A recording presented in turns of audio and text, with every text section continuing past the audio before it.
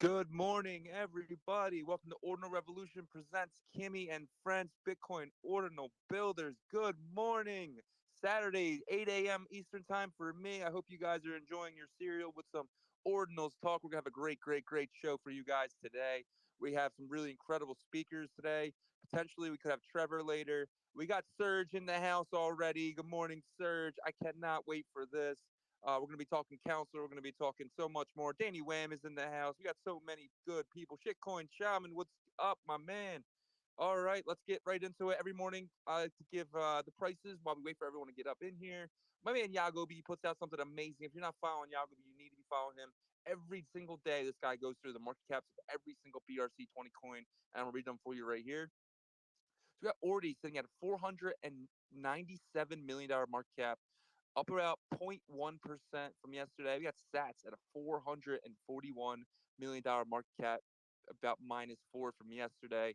We got Track sitting at a $72 million market cap, up about 25% from yesterday. BTCS, about a $9.8 million market cap, down about 4%.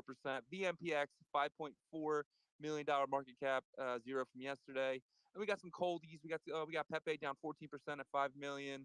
We got Meme down 8% at 4.5 million. OXBT hasn't done anything at all, sitting at 0% from yesterday. PIZA sitting at 3.7, down 5% from yesterday. RCSV, it's nothing to do with the RCSV.com or .io, but they are a community coin sitting at 3.3 million. We got We down 14%, sitting at 2.5 million. We have Council up 100% from yesterday. It's sitting at $1.8 million market cap. We got Punk sitting at 870, 100K. We'll jump down to the newer tokens. We got Rats, and I am the leader of the Rats, the unofficial king of the Rats. No, I'm just joking. A huge fan of this token, though. 88 million market cap, up 52% from yesterday. Uh, Guys, I think we gotta start looking at taking profits on some of these, man. Some of these are up a lot. We got Mumbai sitting at $30 million market cap, up 50% since yesterday. Roll up ROUP sitting at $21 million market cap, up 262% from yesterday. We got Turnt. It's a new one, 10 million. It didn't have a market cap yesterday, so that's pretty crazy. Cat sitting at 8.8 million market cap, up 183% from yesterday. Bear, something I do not want in my wallet. I do not want a bear in my wallet, but sitting at $6.6 million market cap, up 18% from yesterday. .com. This is a really good one. I'm actually looking to get in this. I'm not in this yet. Sitting at 5.6 million, up 11% from yesterday. PIN, sitting at $2.9 million market cap, up 192% from yesterday. Absolutely crazy. Honk, sitting at $2.7 million market cap, up 8% from yesterday. Grok sitting at $1 million market cap, down 20% from yesterday. And we have Block, which is a new one at $1 million market cap, but it's still minting. And we got Grumpy Cat sitting at 840K market cap, 0%. Bull, this is a new one. It's up 230% today. I actually have seen Bull. I think we missed the mint on that one, though. It was going to happen a while ago. 630K market cap. Jumping over to Magic Eden, going to give it a quick refresh to get the freshest prices of our ordinals. We have Bitcoin Frog sitting in that number one spot on the 7 day, sitting at 0.138. This thing has been an absolute monster. Bitmaps, shout out my Bitmap landlords, sitting at 0.00168. Huge fan of Bitmaps. Goosenals, Hong Kong. Man, the Goosenals. If you own a Goosenal, just be proud of yourself, dude. I was picking these up for $7, $8. It's been absolutely amazing ride. Goose is on the loose. They potentially got something going on soon, so keep an eye on that. Goosenal sitting at 0.0343.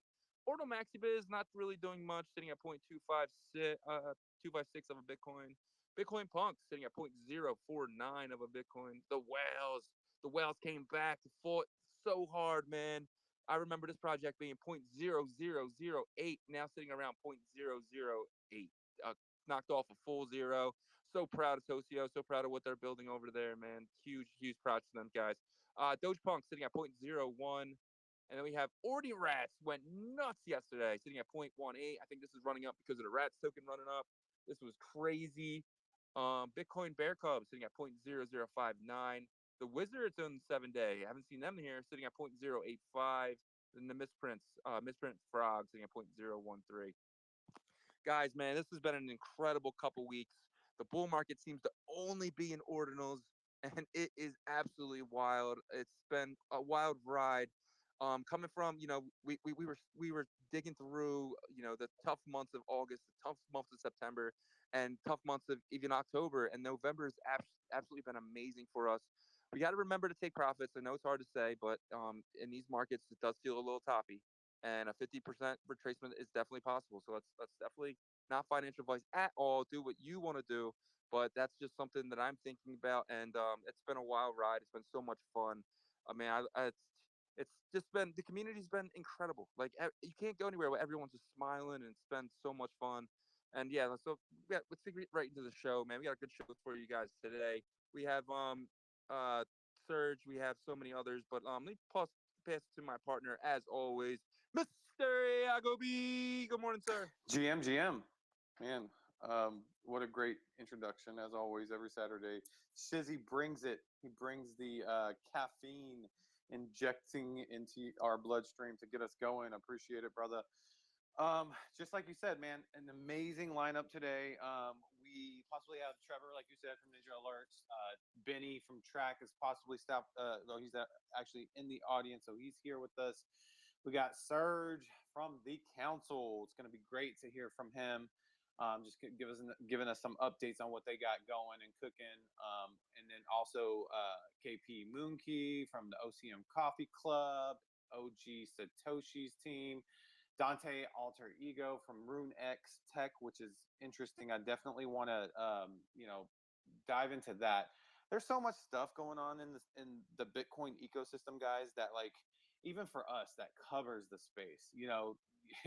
It's easy to kind of just get focused, hyper focused on what's hot right now, but there's other narratives and protocols that are building up. And I have no doubt that some of these are going to be big players down the road, because Bitcoin is starting to prove everybody, especially the ones that faded, maybe the ones that left a little bit early as well. And then that we are going to be a main focus point of this next run up. So appreciate everybody joining us.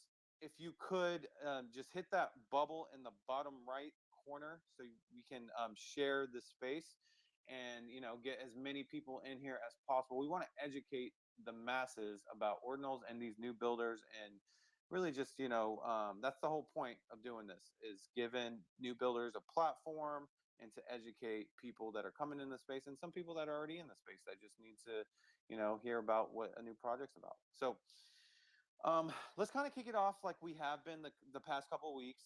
First of all, if you want to speak, if you want to ask a question, just raise your hand. We will get you up on stage. But yeah, let's kick it off with just a little bit back and forth banter between the people on stage about the current market, of Bitcoin, and as well as the ordinal and Bitcoin ecosystem. Kimmy, let's kick it off with you, if you don't mind. How are you feeling right now in terms of, Ordinals being really bullish in terms of BRC20s having their energy going crazy and it's not stopping, but also some of that passing over to the Ordinal NFT side of things. What are your thoughts on that? Do you feel like that's gonna sustain for a while, or you see a pullback coming? Uh, Jim, uh, we need a pullback. I need a pullback. I sold something, took some profit, and I'm looking for better entry because when something pumps 20x, it has to pull back. It's healthy to pull back, so I'm counting on that to re-enter to some positions. But some was mooned like crazy. For example, Gusinals, I sold way too early. It will not pull back to my exit price. So I don't know. Maybe I buy it again, but I'm in loss there for sure. Of course, I'm not in loss, but I didn't took profit as I should. So, but I'm looking at those fees as always. Every space I mention those fees. I don't know how can that be sustainable. For example, some of my friends bought 4-day yacht club and they need to inscribe. It's crazy. They need thousands of dollars to inscribe few of these ordinals. So I don't know. I hope we will have ordinals are dead period again, at least for 1 month to cool down the mempool. Yeah, no, I agree with you 100%. I think the Ordinals our dead period was such a great accumulation period. But now things are getting, the outside market is starting to realize that, hey, look, there's something, it's not just a fad that happened in the summer and stuff like that. And I'm with you in terms of, PTSD, I guess, from previous cycles. When things go up really nice, you just know that, a healthy correction is due. So yeah, perfect breakdown, Kimmy. I agree with everything you just said. Shitcoin Shaman, I invited you up because I know that you really dive into the markets in terms of TA as well, and just kind of the flow of how things are going with Bitcoin. What's your view on where Bitcoin is headed next? Do you see kind of that traditional Black Friday pullback, and then things settle down before really thrusting up, or what's your view on it?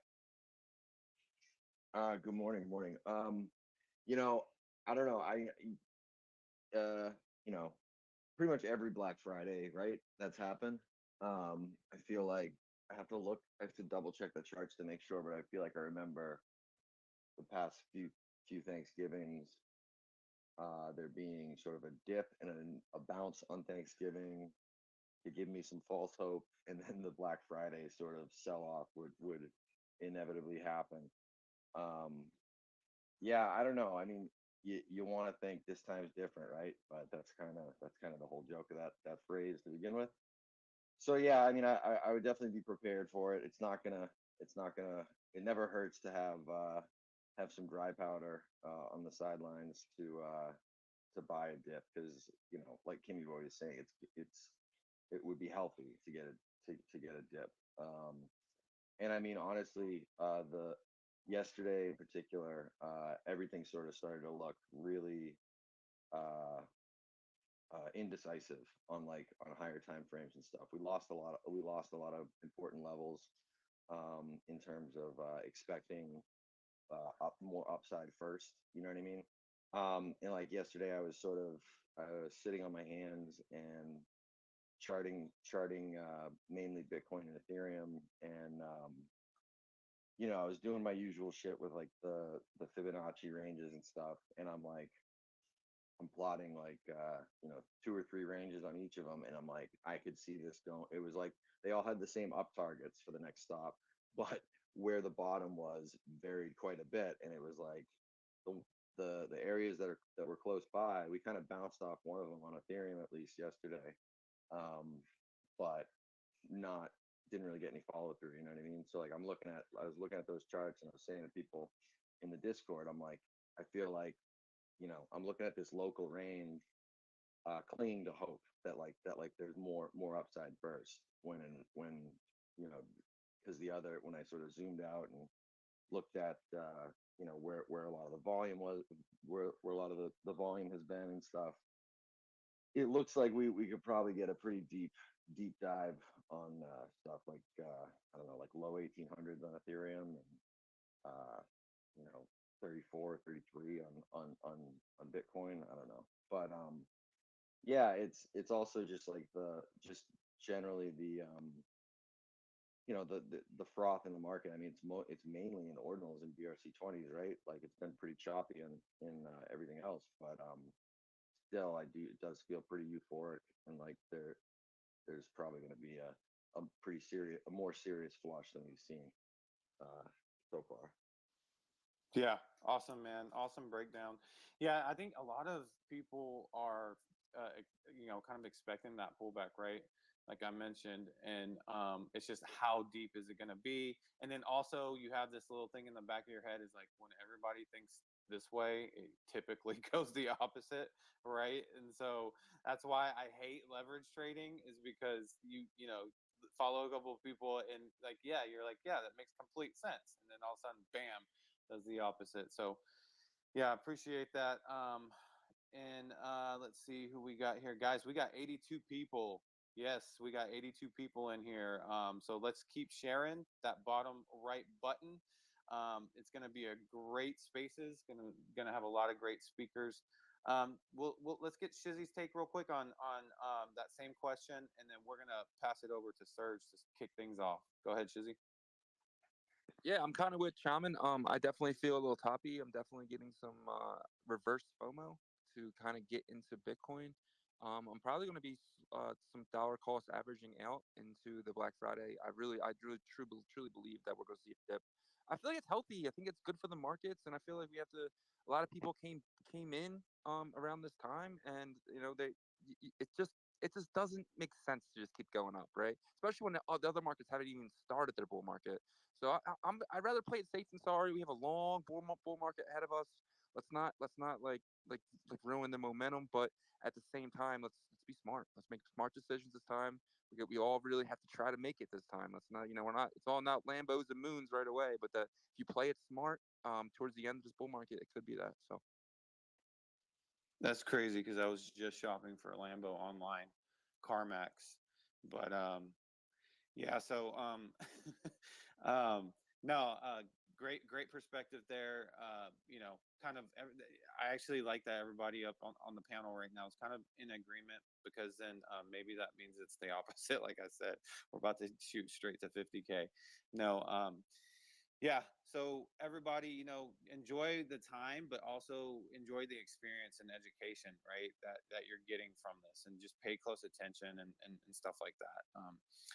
But without further ado, let's kick off our the show in terms of the speakers. Want to get Serge on the mic. What is up, brother? I know that you guys have some big stuff to announce, and you've been working on some stuff, but if you could just kind of update the community, and glad you're here. Hey guys, what's good? It's been a minute. How you guys doing? Shizzy, I heard that there's talk on the street that you're one of the founders of Rats, BRC20. yeah, dude. Gate.io hit me up thinking I was the founder of Rats, bro. Let's flush the real founders out then if you're not the real one. Let's put it out there, say that you're one of the founders, and then the founders might come out saying that they are. That would be fun. But I miss you guys. How you been? Awesome. No, it's really good to be here. Actually, I just stepped away from a little bit. I've been invited to a dinner with the with King Erawan here in Indonesia.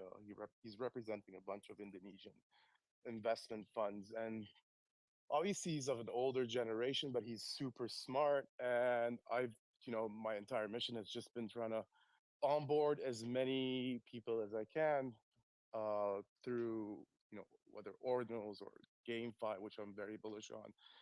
But I'm telling him about ordinals, and the guys like talk to my kids, man, about this. And that big part of me like doesn't want to leave without actually getting him to download an extra wallet or something, you know. So I'm like, Your Highness, I'm about to make a donation to you, to your lovely palace, and thank you for the dinner. But I'm gonna send you Bitcoin. So ended up downloading his extra wallet, guys. So for me at least, when it comes to markets, that shit gives me a lot of anxiety. um, I find true sustainable value long term is built through building products and ecosystems and really having a more of a long term vision, whether it comes from an investment perspective or a builder's perspective. At the end of the day, this is providence. This is like I was trying to explain it to His Excellency, right? Like, what is the best way to explain it to this mofo? And I'm like, okay, do you know the Great Library of Alexandria? He's like, yes, of course. It's like they burned it down.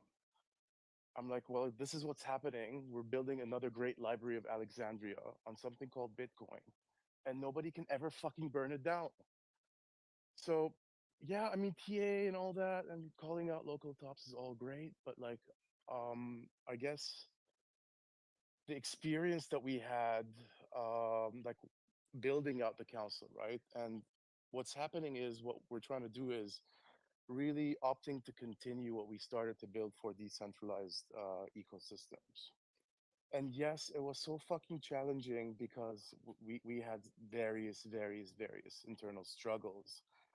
And it was a point where, are we going to define ourselves by the value systems of decentralization and really build the council into this massive reservoir of relationship equity, capital, liquidity, systems, partnerships, and raw fucking talent that is coming from within the community. And yes, we had to axe some heads off, or chop some heads off for sure. We decided on a raise for $2.4 million for ToshiPad. And then we obviously had this internal civil war where, like, fuck it, some of us want to go full on decentralized. And obviously, the decentralized camp won because at least I was one of the spearheads to decentralize. And yeah, fuck, watch the community stepping up. Like, I need a coder, he's there. I need a fucking front end, it's there. I need a research analyst, it's there. And I mean, where do I start, guys? Like, I know you guys all want updates. I'm super bullish. 2x on the council, awesome stuff. But yeah, it's a reminder. Like, what we're building right now is a reminder that the council is an ordinals movement, and anybody is fucking welcome to build within our DAO. So what have we done over the last few weeks? Obviously, we've restructured everything and we've purged a lot. So the original members are still there. The proponents and the warriors for fair distribution and decentralization and building forward value to the community. So we've entirely restructured the DAO struggle, the DAO setup, or quote unquote DAO setup.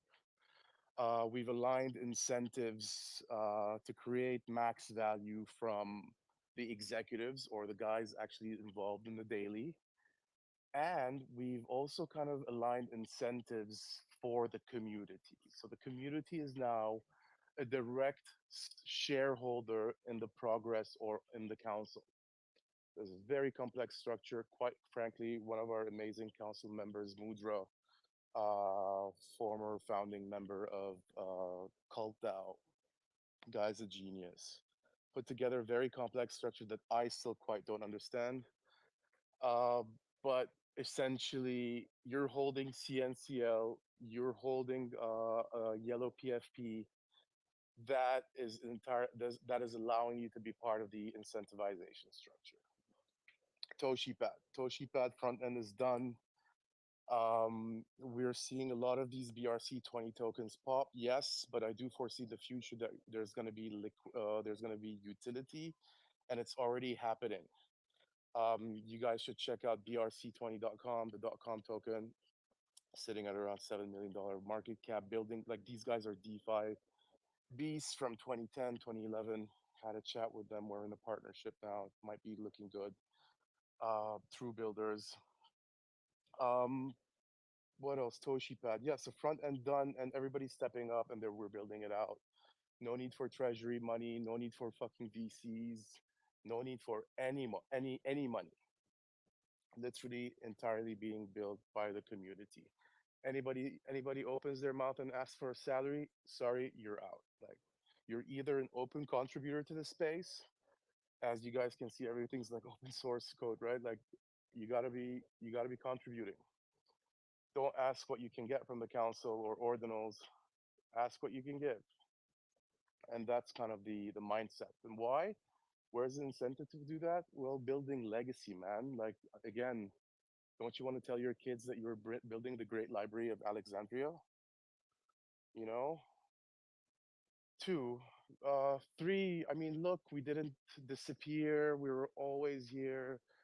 Just sometimes you gotta do clean house, every spring, and it's gonna happen. On the day of our public mint, we got the Ordinals Wallet guys. Their Twitter got hacked, to much to our misfortune, and then yeah, a whole bunch of stuff. Half the council kind of like got kicked, got purged out.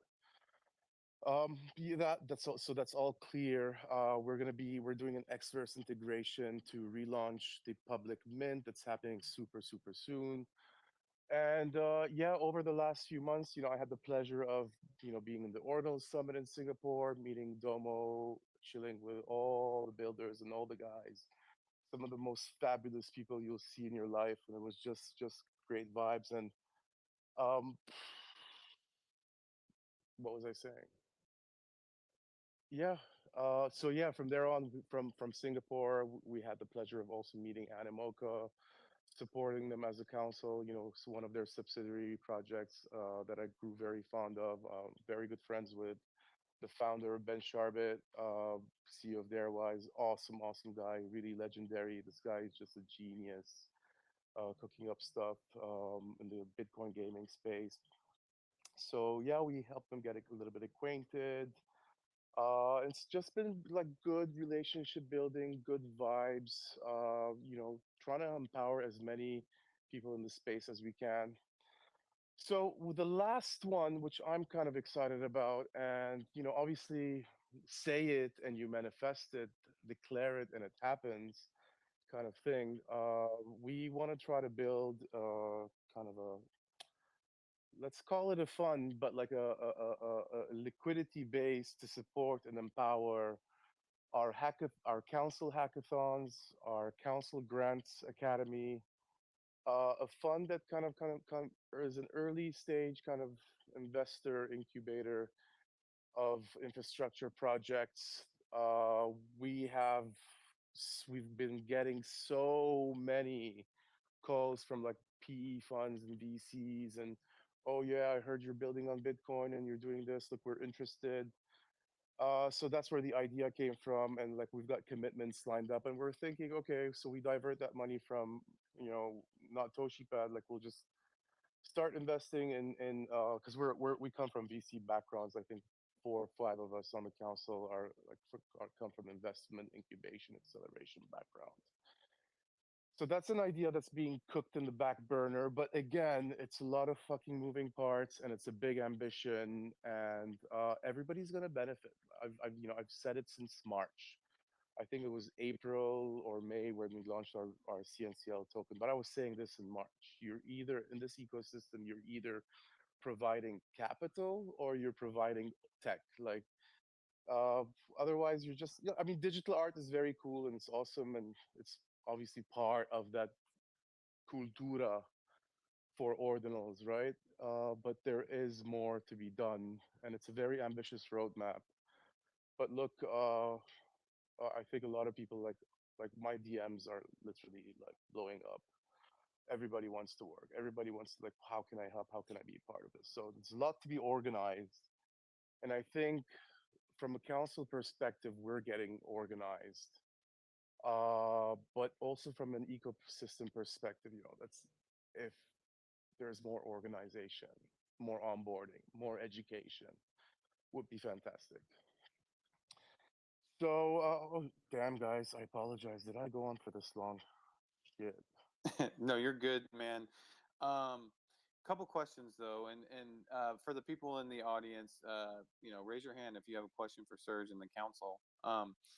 So number one, as Shizzy and myself, like when we first started our show, we're very grateful that the council was able to give us, our very first like big project interview, and we're appreciative of that. With that being said, as time went on, it seemed like there was a lot of communication to the community from the council initially, and that started to slowly fade a little bit in and out. Were you starting to at one point before you, or not you, but like the council altogether decided to go decentralized?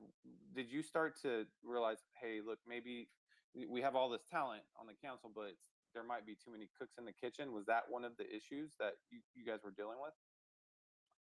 No, not at all, actually. Not at all. It was just it's hard to motivate. Um, like it's in the beginning, right? What we did was there was that first that if you guys remember, I was inscribing like sub 10K in early February. We were like trading Bitcoin punts in the alleyways of Discords and shit. But it was so much fun. um During those days, like the that first euphoria was there on Ordinal, so everybody jumped in, and like we quickly put this community together and a brand together, and it was just so much fun. And the Chinese community went ape shit as well, like they're all backing us up as too. Our lovely Chinese community members were just so resourceful. But yeah, sometimes when there's no incentivization structures in play for that DAO, it's hard to get people to continue to work in a bear market while you're kind of like battling little fires everywhere. Um, so yeah, look, man, it was just an experiment. It's a long experiment. You try stuff, they don't work, you recalibrate, you go at it again. And people, like, it's crazy. Like, and a big shout out, by the way, to Amalia, if she's on the phone. Like, when Amalia, by the way, Amalia's the CEO of Mirai Capital. She's an early Bitcoin miner. She's heading the due diligence for Toshi Pad. She's involved together with me on the Council Bitcoin Fund. She's an insane connector, a true Bitcoinist, like at heart. So when you onboard people like Amalia, and Amalia just shows so much leadership and initiative, like you don't need to tell Amalia what to do, and Amalia tells kind of like Amalia's just working, and we're all working. So it's the mistake, I guess, initially was that we made. We onboarded too many hype influencers, kind of like the yeah, just like trending the hype, like just riding that wave. And then there was some didn't have as much input as they needed to. And so that's kind of where we're focused now on the self starters, the self starting leadership, and it's proving to be a lot of work. Mudra's just phenomenal, absolute genius. He's probably one of the highest IQ people I've met. Amalia, same. Zam is an operational beast. Zach, my other partners, Zach and Nick from Zoji Labs, on another level strategy. Uh, yeah, so we're at it, guys. I'm chilling. I'm good. Awesome, awesome. Yeah. Um, Thank you for that explanation, kind of breakdown of what that was like, right? And now that you guys have gone decentralized, right? So that is the official kind of operation, right? Is that correct? Yeah, yeah, fully decentralized. Fully decentralized. Gotcha. Uh, Want to build something? Get the resources from the massive reservoir of the community. Gotcha, gotcha. Okay. So, you have the PFP launch that you're going to relaunch and on Xverse that you mentioned, and then also the Toshi Pad has been mentioned. I've seen it actually on my timeline as well. So, in terms of those two projects, right? The community have kind of excited about it, right? Toshi Pad, the UI looked very sleek. You even gave us a little preview of it, and it looked awesome. So my question is like, what? Who can the community? I guess because look, at the end of the day, let's be transparent. Like the community wants to be able to hold somebody or something accountable, right? So who would they be able to hold accountable to be able to say, okay, these projects, this PFP project, this launchpad was supposed to be launched or is going to be launched. Who can we look to for that? In terms of dates and stuff. Yeah, so look, that's a beautiful question, and these are like all political operational systems that we are currently experimenting with. It's been such a blast to really like play with this and seeing what works and what doesn't from a processes and systems perspective. Uh, yeah, look, again, we're moving with energy rather than timelines and stiff dates. We're moving with the energy of things. Again, it's you have to be surrounded by those that believe in your value systems and they want to go the same direction you want to go. So once that there's unity in the message and unity in behavior and action, you will see results. So we're trying it this way now, rather than having a lot of divided opinions. I feel like we know which direction we want to go, building forward value again to the community, fully decentralized, see how it goes. And we have a lot of motivated people. So to answer your question in a way, who do you want? I mean, look, the chat's open. One of us eventually always answers. We're always there. Amalia's there. I'm there. But we're hoping, like, okay, I don't want to stick my foot up my ass. Sorry, but like, we're looking for hopefully for the relaunch, I'd say, or the grand launch. uh, Look, guys, Elon Musk fired a couple of rockets. They failed too. Okay, so shit happens. But hoping for 3 weeks to a month. 3 weeks, I think, for the public relaunch, and then we're putting the structure of the fund and all that, and the structure of the council itself, where we're aligning value flows and incentives. That's going to take, I think, another few weeks. It's very, very complex. I'd say Bitcoin Council Fund, early Q1 next year. Toshi Pad, uh, I think close to 30 days. I think we should have something out, what with very, very innovative features that are just absolutely incredible. And I am under strict kind of like confidentiality here, and I can't share what these innovative features of the launchpad are. But yeah, guys, tons of stuff, and it's like the partners that we're going to be working with down the road. That's equally very exciting. And I'm talking about giants among giants. So we'll see, man. Like I don't want to overtalk shit, and just like one day at a time. And I'm loving the vibes so far. So that's it. Gotcha. Well, man, Serge, we definitely appreciate you coming up here on stage and breaking down like what's been going on. I think that's very important, to be transparent, and we appreciate that. And I hope the community does as well.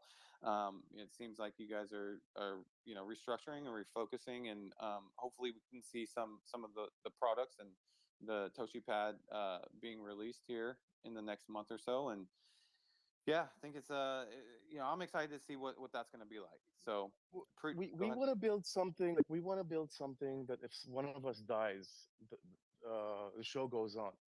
Processes and systems are in play where the show goes on. Somebody just picks up and continues to build from where we stopped. And that's what's happening. It's just been beautiful. Look, man, that summer, like one of our council members, and I don't want to get into the whole story of it. I'm very fond of him. He's a nice guy. Worked with him. He's a huge, huge, huge celebrity in Poland. The guy has like 20 million followers. He walks on the street, paparazzi, all that stuff. Got accused of something, as a celebrity. I don't know. There was like Poland's hashtag Me Too. I hope everything works out for him. All the best. But that was kind of like also a moment where okay, shit. Everybody was kind of like a little bit kind of taken back, and morale shit happens as a general. Sometimes you have to come in and you have to breathe the new fresh air into the ecosystem, and things pick up back again. And hopefully, with the markets being bullish, you know, and incentivizations and motivations are there. Gotcha. So, you know, one thing I did notice, and I appreciate this. I'd pop into the council's Discord and TG, is that you would periodically come back in yourself and be transparent of, hey, look, this member is exiting, or this member is, you know, and it seemed like maybe some of the members outside of yourself, not calling any names out or anything, but maybe they lost a little bit of faith in the space a little bit, just here and there, right? Is that something that you feel like the council has, or I guess, have they been kind of woken up, those other entities or those other people? Have they said, okay, well, maybe I was wrong about that? I don't know if you can speak on that at all.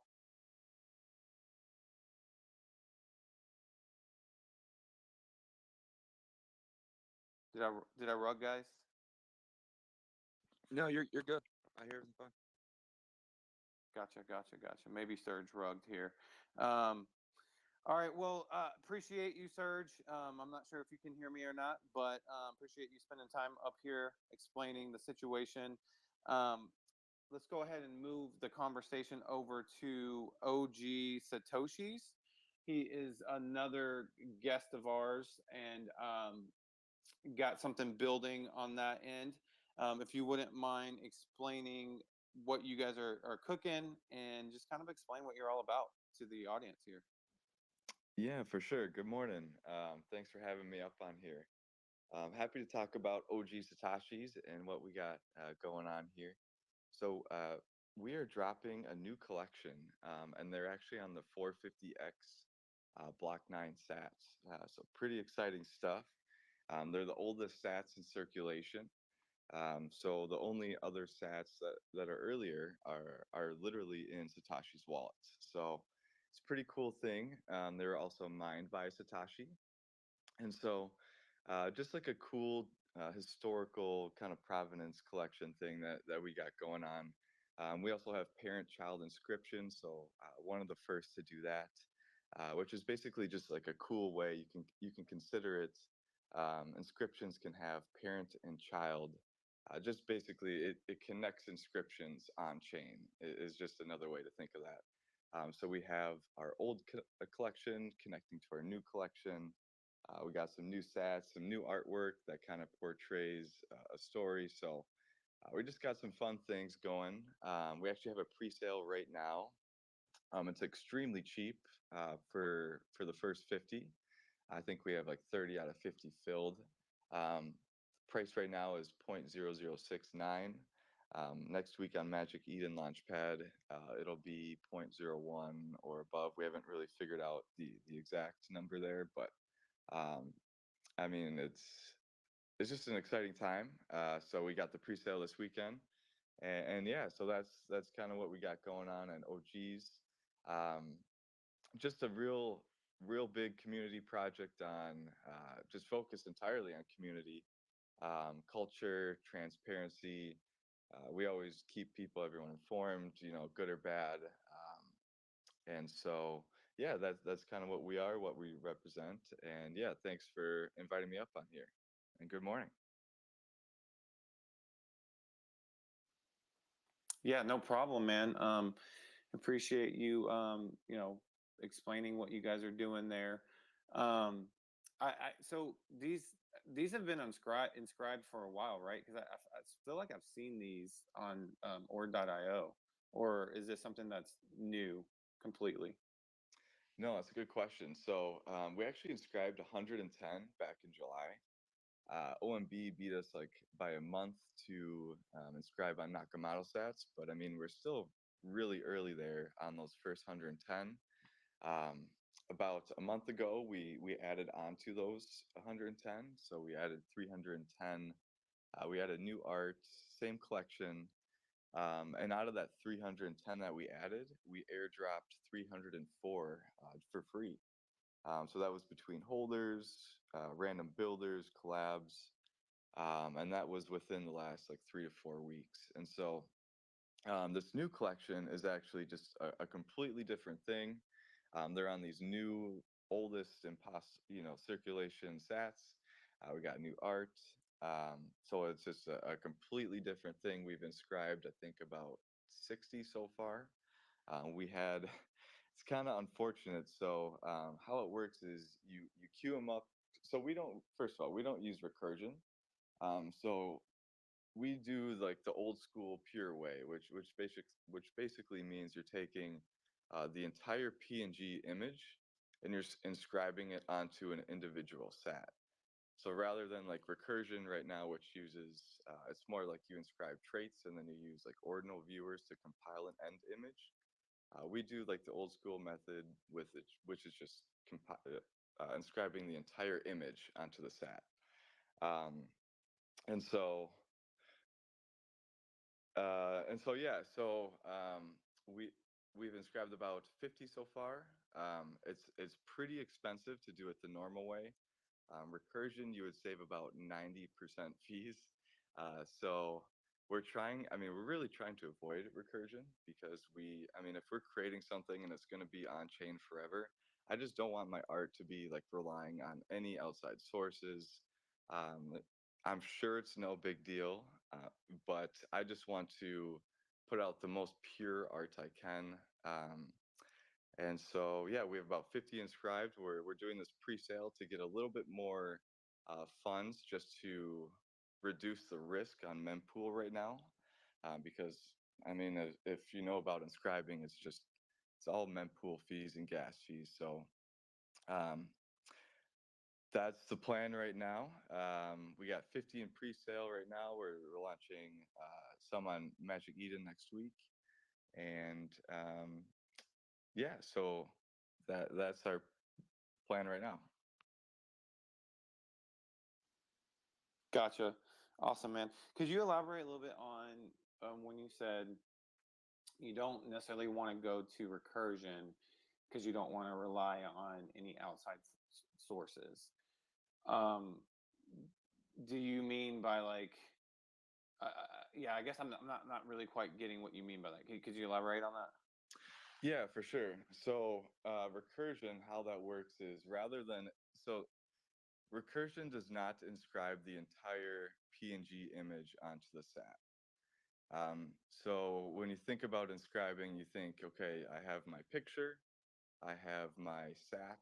Inscribing is taking that picture and putting it onto the sat, which is where it's going to live on the blockchain. Um, Recursion, rather than inscribing the whole image, you inscribe basically at a trait level, and then you use code to basically compile the end image, which then produces, the image that you're looking at. So it's kind of a different method. Recursion is really cool. You can do some really cool things. But personally, I don't want my art to be relying on outside sources or any viewers. I just want to inscribe the most pure way I can. I want the whole image inscribed on the sat. And so that's why we haven't inscribed all 450 right now, because the mempool is just crazy and it's crazy expensive. So we're hoping over the next 2 weeks, or maybe just week, or even this weekend, to reach like a 40 VPS rate or 50. Then we can start shooting some more off. Does that answer your question on recursion, or? Yeah. I have a pretty, I feel like, decent understanding of recursion, but I guess I was thrown off because when you said that relying on an outside source, but I think I get what you're getting at. You'd rather have each owner have that that actual PNG on the Satoshi they own versus a reference to the original, right? Yep, exactly. I'd rather just have the whole image inscribed as a whole rather than, and when I say outside sources, it's really just the ordinal viewers. I just don't want to rely on any ordinal viewers to produce the end image. I'd rather just have the end image as a whole inscribed, basically. Gotcha, man. Gotcha. Thanks for answering that. And that, I feel like that topic of conversation kind of got some people wanting some questions here. So let's go ahead and go first to Prism. You had your hand up first, then we'll go to Danny, and then we'll go down the line. Go ahead, Prism. Hey guys. Sorry, I'm at the gym, a little out of breath. Sorry. Um, yeah, I think it's cool to want your holders to have the true art instead of recursion. But what I would say is the other part of that. If recursion no longer works, then that means ord no longer works. So it's like it's already all gone anyway, because it is built into ord. So I understand what you're saying as far as like keeping wanting them to have the image. I think that's great. But I just wanted to clarify, like, if recursion dies, that means ord's dead.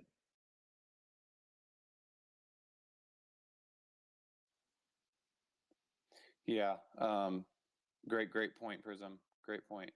Um, let's see. I think Danny, you were up next. What's up, Danny? Hey everybody, GM. Maybe a small take regarding this specific topic. Maybe it helps you guys still look into recursion because I love that shit. And I do understand what you mean relying on external sources, and by that, it's the actual inscription.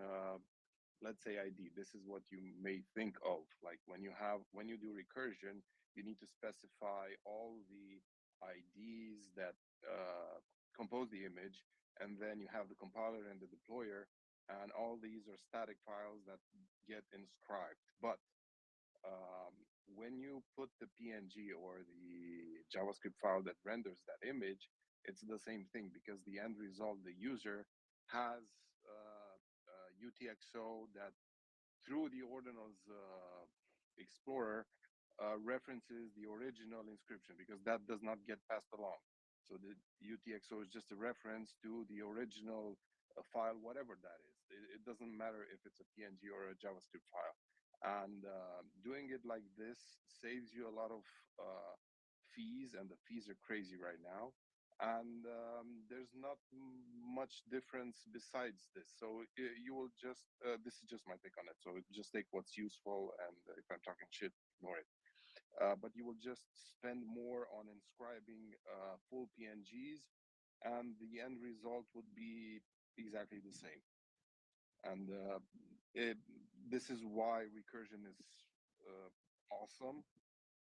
And viewers, uh, how will people be able to see what they have in their wallet? So right now, Ordinals is a convention that people use to number these the fun stuff that we are all playing on, and they just show the file, the contents of the file, whatever that file is. And if, for instance, the inscription that the user gets is a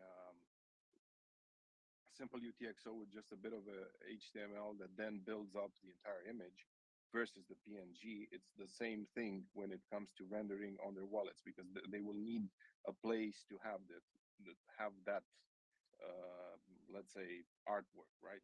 So when they look into their wallets, if it's Xforce or Unisat or not, they would still see wherever that UTXO points to. So if it's a full PNG or a recursive PNG, they will still use the same technology and the same logic to render it. So in this respect, I do think you guys would save a lot of fees, and right now there are not plenty to go around. So for instance, let me give you an example. When we, and I'm gonna share some news and details later on, but I don't want to monopolize, and just to give you a visibility. When we inscribed the traits for vampires, it was back in August. It cost us like 5K, right? If we were to do the same thing right now, it would cost us like the same thing with recursion, no full PNGs. Full PNGs would be hand and a limb, and I just have two of them. It would cost us more than 90K to do the exact same thing. So just think on that, because or if you want to sell your Lambo, or you have 3 kidneys or whatnot, it's up to you. No, for sure. That's a good point. And I feel like, I don't want to shit on recursion too much because I mean, it's a new thing, and with fees right now, a lot of people are doing it. And like you're saying, there's zero difference in the end. I mean, in the actual image, like how it gets viewed, it's all the same. I just would much more, I'd just rather pay more money and inscribe it the most pure way I can if this is going to be on the chain forever. And that's regardless of everything. It's literally 90, I'd save 90% in fees if I did recursion. It's significant in the savings, but I just, it doesn't feel right to me, to be honest. I just want my chain, my art on chain forever. Like even 100 years from now, I want as many little things to affect that output file as possible. And I think right now, if I inscribe the entire image onto the SAT, well, then I'm set. And yeah, if like you're saying, if ordinal viewers go down, there's also a couple of them. So if one goes down, the other one should be fine. So, I, you know, we're talking about something that probably won't ever happen ever. Because like you said, if it goes down, then everything's screwed. But I still would much rather pay a little bit more to get it the most pure way I can. And that's just really what it comes down to. I'd rather just have the whole image together as one, onto each individual SAT as one. Um, and so I don't want to come up here and shit on recursion because, like I said, there's a lot of projects that use it. It doesn't really affect the end image too much. Like if you're on Magic Eden, it's gonna all look the same. But that's just honestly where I'm at with everything. So, um, but yeah, if fees don't go down, like if it, like I said, so we submitted one at 30 VPS. So we got really unlucky. We submitted like 62 in a row. Only 50 got executed before the mempool jumped up from 30 to whatever it is, and it hasn't dropped down to 30 cents. This was like a week and a half ago. Um, and so yeah, I mean, right now we're just playing the waiting game. We'll probably submit it at 50. Hopefully, maybe this weekend or Thanksgiving if it drops down. But if it doesn't, then maybe we are forced to, search on recursion. But right now, that's kind of our like last case scenario. But we do have the funds to cover that. Where we don't have the funds right now with the current mempool fees the other way. So there's a lot of you know considerations, factors that's going into all this, um, and so and either way, we're gonna have. So we're launching like 100 or 50 or 100 on Magic Eden next week, and so we will make sure we have enough for that regardless. But that's where we're at right now. Worst case, we will do recursion, but trying to avoid it, to be honest. Yeah, and the thing is that I don't think people think that you're shitting on recursion. I think it's all about perspective, right? And what you and your project and your community wants, because what might work for somebody else just because that's what you like more might not work for the next. So the ordinal community is all about embracing what is like artistic value that's relative to each individual, in my opinion. And so, yeah, you got to respect what the project founder likes and what the community likes, and that's what I think everybody is doing here. We're just having like, I think, technical conversations about it, and we're going to continue that with Knox. He had his hand up next, and then we'll move over to Dogfather. Go ahead, Knox. Hey guys, thanks. Well, first of all, I just wanted to say I don't appreciate you shitting all over recursion. Absolutely horrible for the space. Calling Don't that even out get right me now. started on animal JPEGs. Those are next. um, Listen, no, I was just gonna, I think this is a really interesting conversation and one that comes up quite a bit. I think Danny put it really eloquently. But simply, my personal opinion with this stuff is that, you know, PNGs, JPEGs, all that other stuff, they're all just ones and zeros as well that your computer is reading. It's code, and it just shows up because of that. So I don't see why recursion should be viewed any differently. It's also code. Um, But I obviously, appreciate everyone's personal opinions. But my personal is that like I think that this is the kind of thing that is going to make the space in general much more accessible.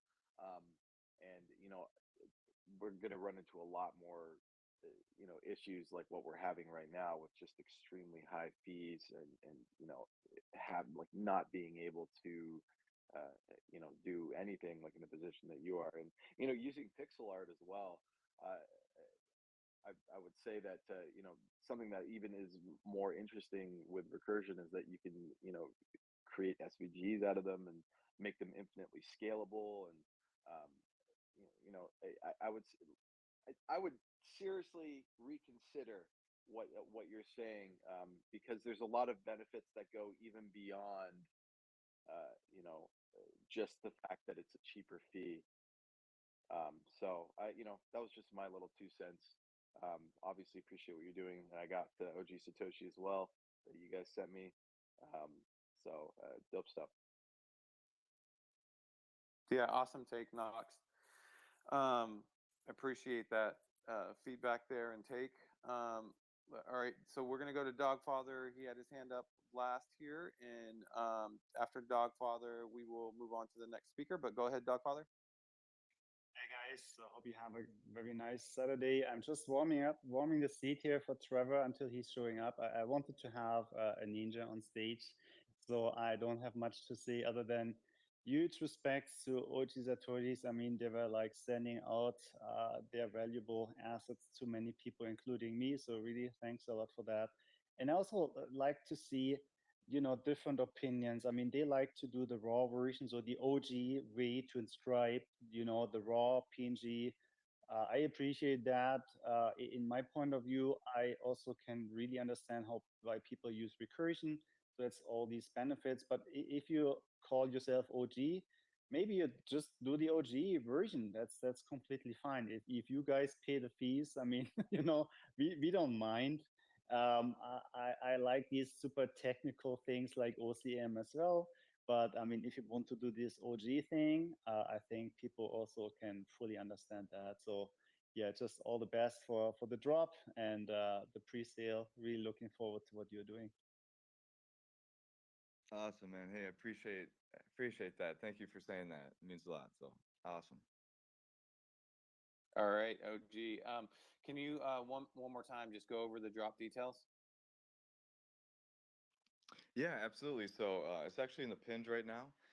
We have 50 total spots that we're doing right now before Magic Eden next week. Pre-sale is like a 30% discount. It's like $250 or something, so 0.0069 Bitcoin. And yeah, so just we're doing it in Discord right now. If you want to come through and snag a pre-sale spot, we'd love to have you. So thanks for having me on here. And if anyone has any other questions, we'd be happy to answer them right now. But yeah, thanks again, and really enjoy this space. So I'll be coming back here. So appreciate it. Yeah, appreciate having you on stage, man. Shizzy had, I think, one last question for you. Kind of a statement. In the beginning, you called him Satoshi. It hurt my stomach, bro. I think if we have a consensus of calling him Satoshi Nakamoto, but I respect the way you say it. But if I didn't say anything, I would regret it. I honest to God, I said I wouldn't say anything, but it. That's hilarious. You made me actually lose my train of thought from saying that just now. I'm Okay. sorry, man. It just bothered me. It bothered me so much. All right. So, who's playing college football today? No, I'm just kidding. All right. So, next up on the list here, do we have KP Moonkey on stage, or did he bounce out? I think he bounced out. Yeah, I don't see him. Okay. He told he will not cover that coffee project, but he's also in OG Satoshi's team, so he put his founder to go on. Gotcha, gotcha. Well, I also want to welcome Benny to the stage as well as Tosio. They both are really big presences in the Ordinal MBRC 20 space. I'm going to pass it over to Tosio first, and then we'll get to Benny. Tosio, how have you been doing, brother? I know that you have been doing a lot of collaborations and partnerships and stuff like that. Tell what you can tell. The stage is yours. Hey, how are you guys doing today? Yeah, I was actually waiting on you guys to start the spaces earlier. I think I woke up around 4 in the morning.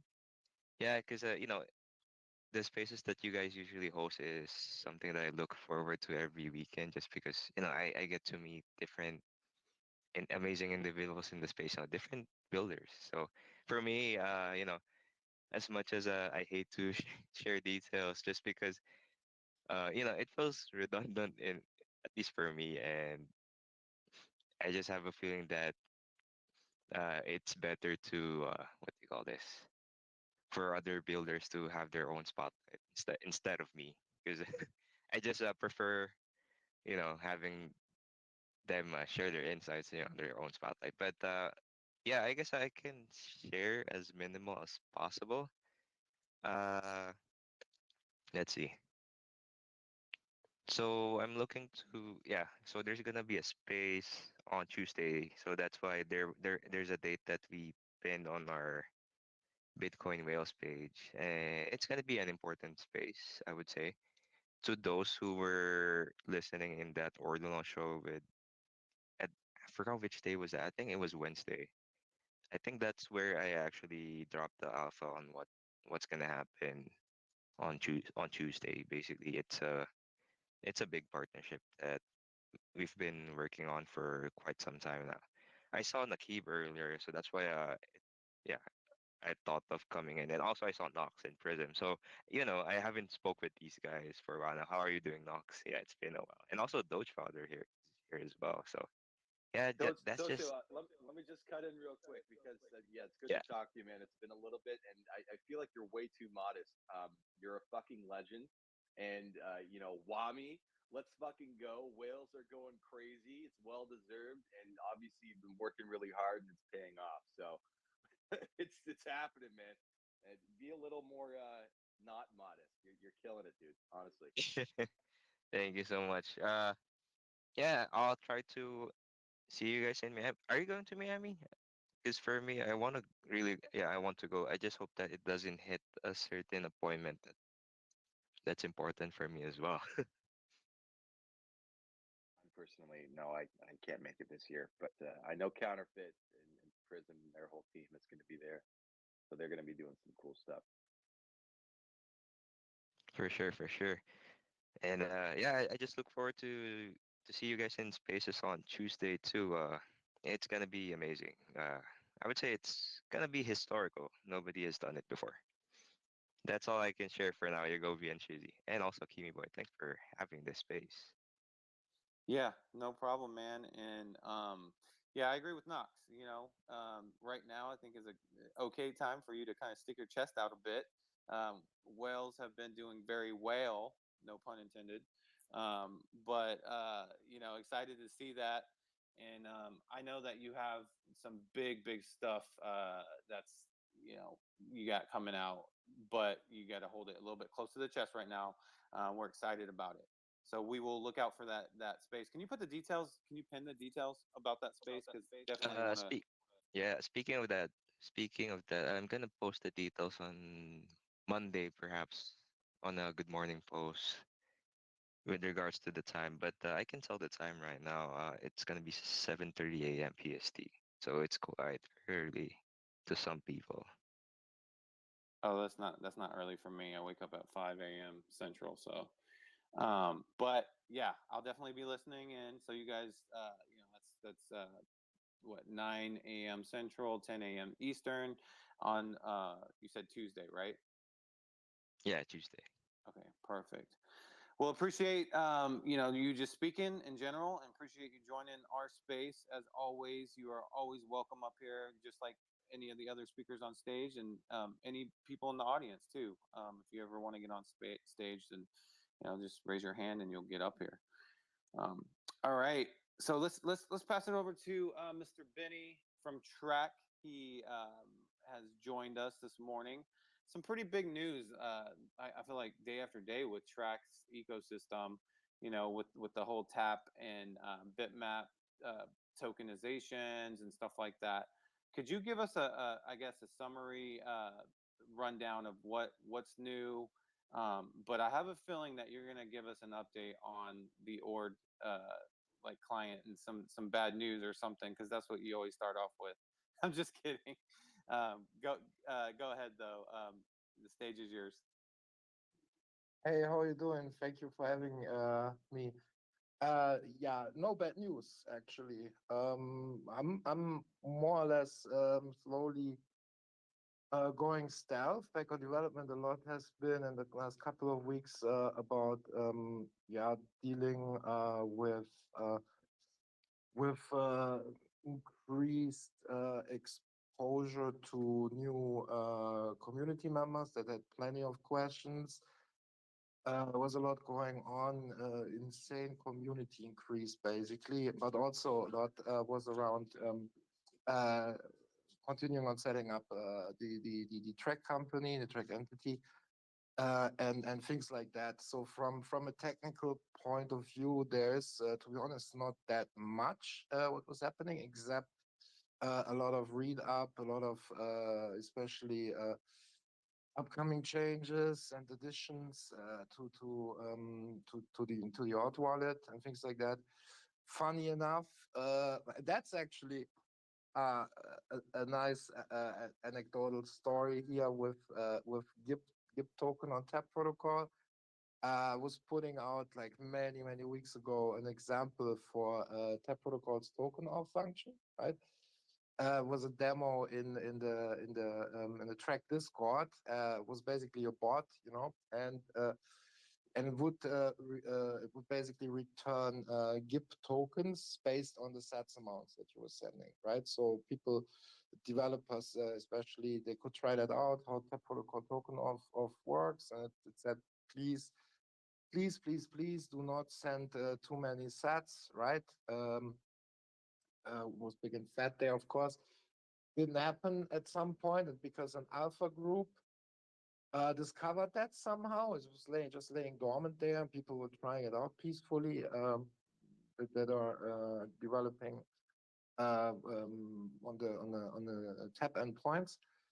And then suddenly these guys came and they were like minting that stuff. Yeah, but it's actually not a mint, right? It's in the token issuance example. And well, what then happened was total chaos, and I love chaos actually, so I had a lot of fun there. And then moving forward, then suddenly couple of days later, Ordinal's wallet then decided to support Tap protocol, and they were instantaneously not instantly supporting the GIP token, and it has now an almost four BTC 7-day volume there and stuff like that, like out of sudden. And the absolute kicker has been that Casey, he was literally imprinting GIP tokens into the Ord wallet source code, because he, as you know, he's probably know, he's hiding text inscriptions now as best as possible from the Ordinals.com Ordinals Explorer front page, just hiding, not banning. And there was so much going on with GIP that he decided to make a filter there for GIP too. So GIP is then basically, because of this story, no part of the Ord wallet source code, on par with bitmap, on par with BRC20. Like it's quite funny what happened there. So it's actually was actually, especially this week, pretty much a fun week. Yeah, a lot of excitement, updates. Ordinal's wallet supporting tap protocol tokens. I feel like was big in terms of buying and selling. Do you feel like other exchanges are going to start to kind of jump on board with this trend, or it depends on how the market Yeah, goes? for sure. I mean, there's, as you know, there's Santi's tap dot exchange. Moving forward quite nicely, the development. I'm not actively developing there, but I got invited to the team group just to help out here and there if there are questions, right? And that's Unisat level, what the guys are doing there. Cannot cannot overemphasize that, right? So it's very hyper focused, laser focused on tap protocol. Provides the same or even more features than what you see on when Unisat started to support BRC20s, the initial marketplace. Only thing that's of course is lacking yet is native the native tap protocol support in wallets. But I had a brief discussion with IMSO Chris. You probably know him, and he's having some contacts there and wants to push support for different wallets to tap protocol too, because he's also planning to join basically the tap protocol ecosystem. There are a few more. I'm talking a lot with creators also in the background that are very interested, and many of them actually decided to go with the tap protocol instead of BRC20, simply because of its properties. Yeah, makes more sense for them, depending on what they are doing, of course, the use case to go with tap protocol, right? Yeah, so that's more or less what's going on. And yeah, of course, stuff going on with the pipe protocol. There are more and more builders floating in, and there are also marketplaces now showing up. Just yesterday, there's I don't know what this exchange was called, sorry, because I didn't know it, but it was. Give me 1 second.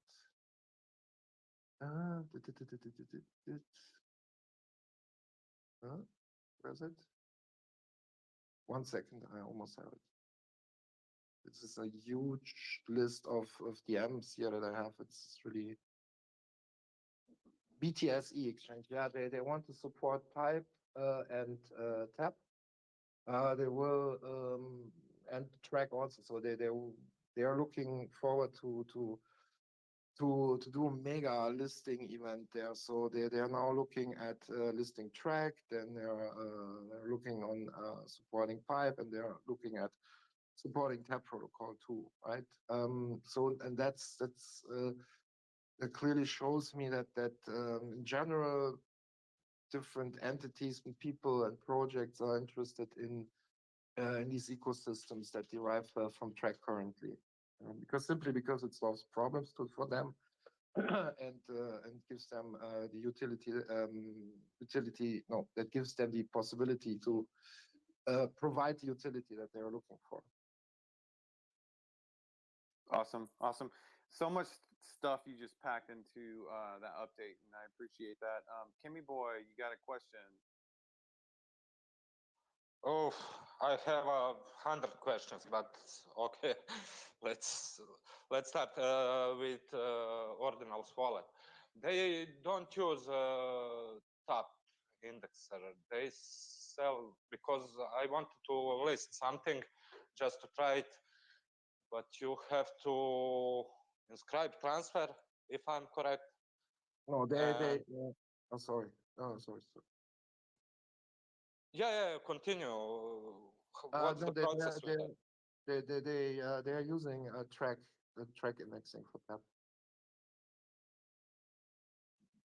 But still, you have to inscribe a transfer. Yeah, that is. You have to you have to inscribe transfers, in any way. It's just that these wallets that support BRC20 just hide the fact from you. They do that in the background. So once this support for tap in the different Ordinance wallets is happening, would be the same way like with BRC20s. But to be frank, I don't think that's going to happen with Unisat, which is cool, which I'm fine with. But it also gives opportunities for other wallet creators, to benefit from that by supporting TAP protocol. So in at least in my world, there will be hopefully support soon, yeah, for TAP protocol tokens. In other wallets, and it basically enables them to have a chance to participate what's happening there too. If that takes too long, in my opinion, and then I would just jump in and create a wallet for that. Yeah, hope that answers that question.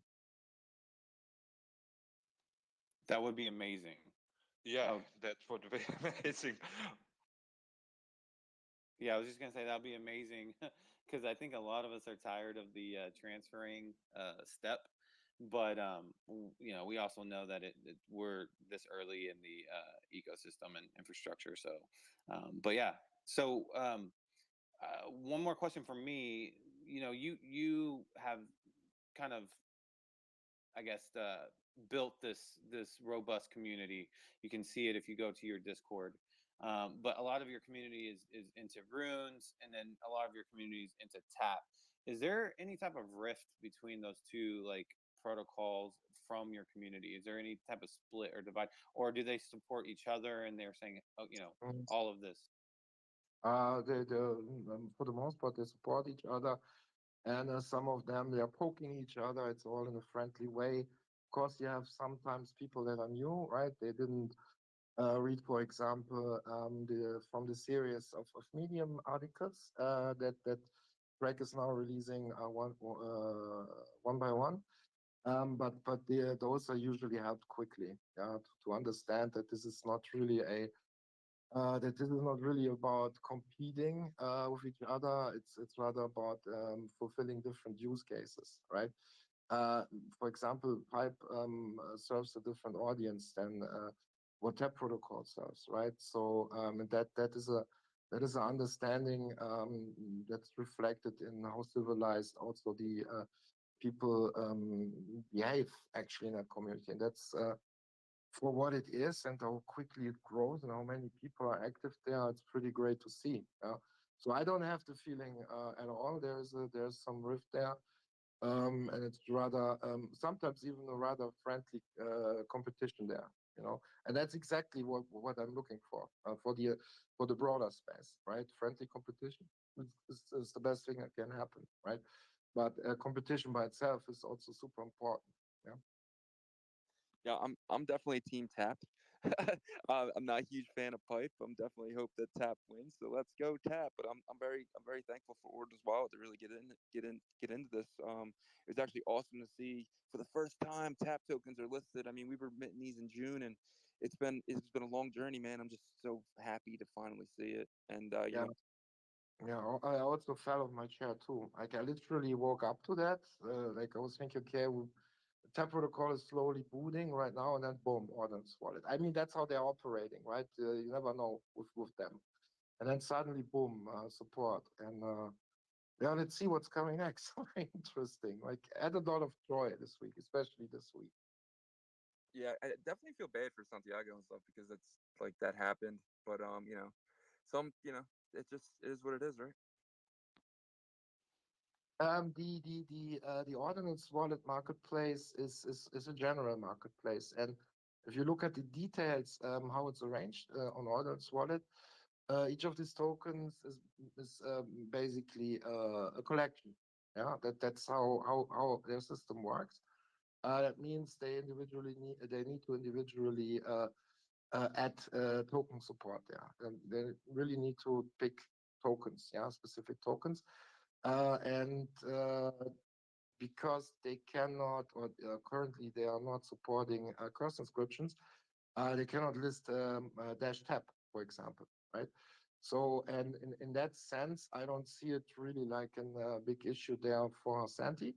simply because, like as I mentioned earlier, it goes much further than this because it's laser eye focused on supporting the TAP, the TAP protocol. And as you know, TAP protocol is not just about it's not just about tokens. Yeah, it's about more than that. And over time, the TAP exchange is gonna um, support each of these bits and items. It was Santi's plan from the get-go, and these generic marketplaces, they won't be able to keep up with this simply because they are looking at serving like the broader space, and they need from their end their own framework to allow that for them. They cannot be that laser focused, right?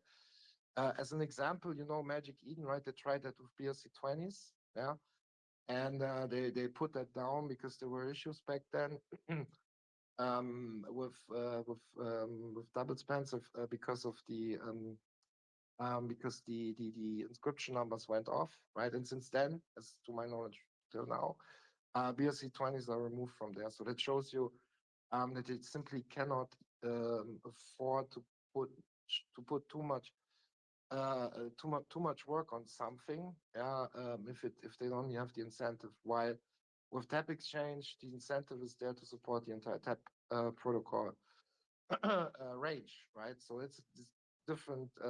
It's a different beast, and therefore I'm not really concerned about that. Of course, in the beginning, it was also like I said, falling off my chair, and I think Santi fell off his chair too because it came so unexpected. But after thinking about it, it's actually cool that happened, especially for people that were waiting long to have this ability of and not to forget, Rune X shortly before started to support TAP protocol tokens too. So it's just not it's just not the first time it happened. It's just that how the way how it goes, right? There's demand, and there will be people to serve that demand. And if you look at it, it's good. You cannot control that, and it's supposed to work that way. I guess, right? Yeah, I actually think this could be a net positive for Tap.exchange in terms of a major exchange. I mean, let's be honest, Ordinal's wallet is one of the one of four major exchanges that we all use, right? Whether that's Ordinals or tokens or names, right? So the fact that they did that, it's kind of a jump start, and then like I said, it could start that adoption process, and then once Tap.exchange is ready, it could just be looked at as the best user UX for that protocol. But another thing I want to touch on real quick, because we do have some other speakers, is I actually think that having these UTXO protocols, meta protocols, is good. It's good, and then because you have the inscription side, the ordinal side protocols, having these other type of protocols will be able to allow other people from outside of the Bitcoin ecosystem to say, hey, look, I'm not late to this. I can get in on this earlier or whatever. And then they can jump into that. And so our ecosystem can grow. So that's just my 2 cents on it. But I'm going to pass it to Dante. But any final thoughts, Vinny, or anything on that? Yeah, just saying like thank you for everyone who's like supporting, especially the OGs. What happened with track since May, and especially the believers wouldn't have worked without them. Still way to go, of course. I mean, we have like here an at least 3-year plan, right? And looking forward to go with you and within that with that journey. Yeah, I'm blown away like every week. No matter if things pump or dump, like I really don't care about that. To be honest, but it's great to see, and I'm thankful for these people that stay with track with me and keep supporting the space in its entirety. Awesome. Shizzy, go ahead, and then Yeah. Dante. Yeah, I just want to say, Benny, you did a great job on the Mark Jeffries hash rate. I'm a huge fan of Mark Jeffrey. I've been for years. I've been listening to him. He was Vitalik's first interview, and I just want to say, man, you did a great job on that. You really explained Tap really well, and everything was, I mean, tracked and stuff really well, and it was really good. And I think that was really going to open things up to the people over on ETH because he's a huge ETH guy and stuff like that on Phantom and other chains as well. So I think that was really smart of you to go on that show, and I think you did a great job. Awesome.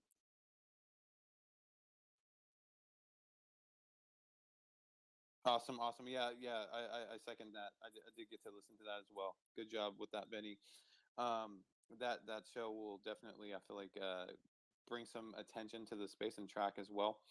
But appreciate you, Benny. I want to get it over to Dante. He is, I believe, the founder of Runes X. Let me see. Is that, am I pronouncing that right? Rune X Tech. And I know what that is. I've seen it in the feed. If you could kind of explain more in detail, because what it seems like is kind of like a social peer-to-peer, almost like atomic swap type of situation with specific protocol tokens that you can put in.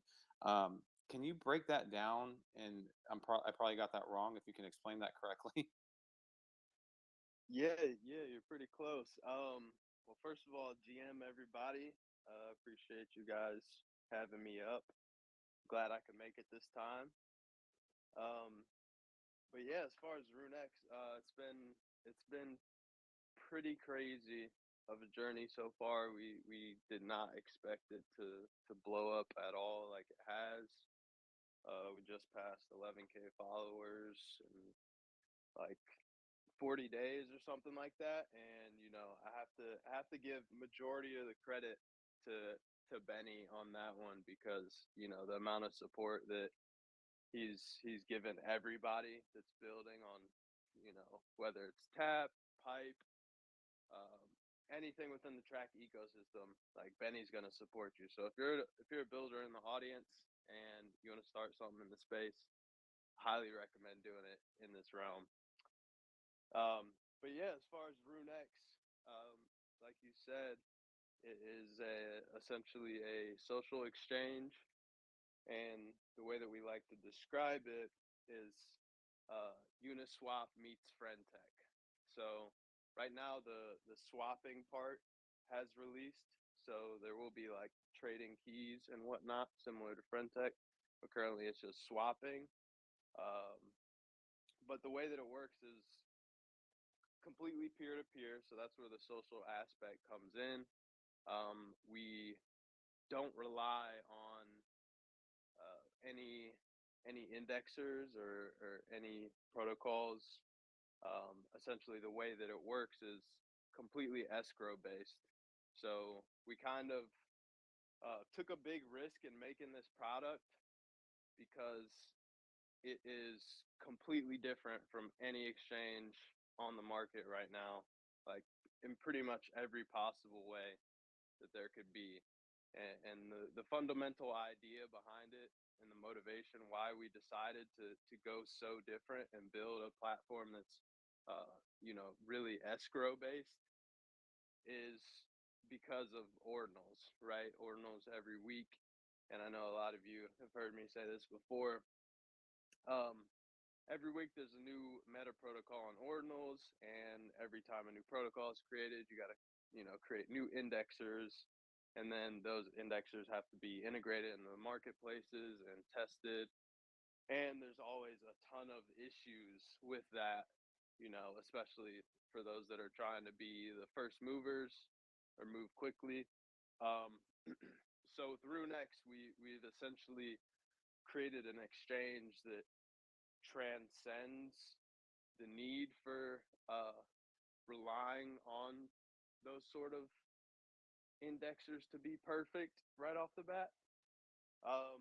And that's due to the escrow. So basically, the way that it works is our software currently supports Bitcoin or Ethereum, and each transaction is essentially like a three-way multi-sig, right? So you get a buyer, seller, escrow, and the only way that a transaction can finalize and be seller gets paid is if all 3 signatures are present.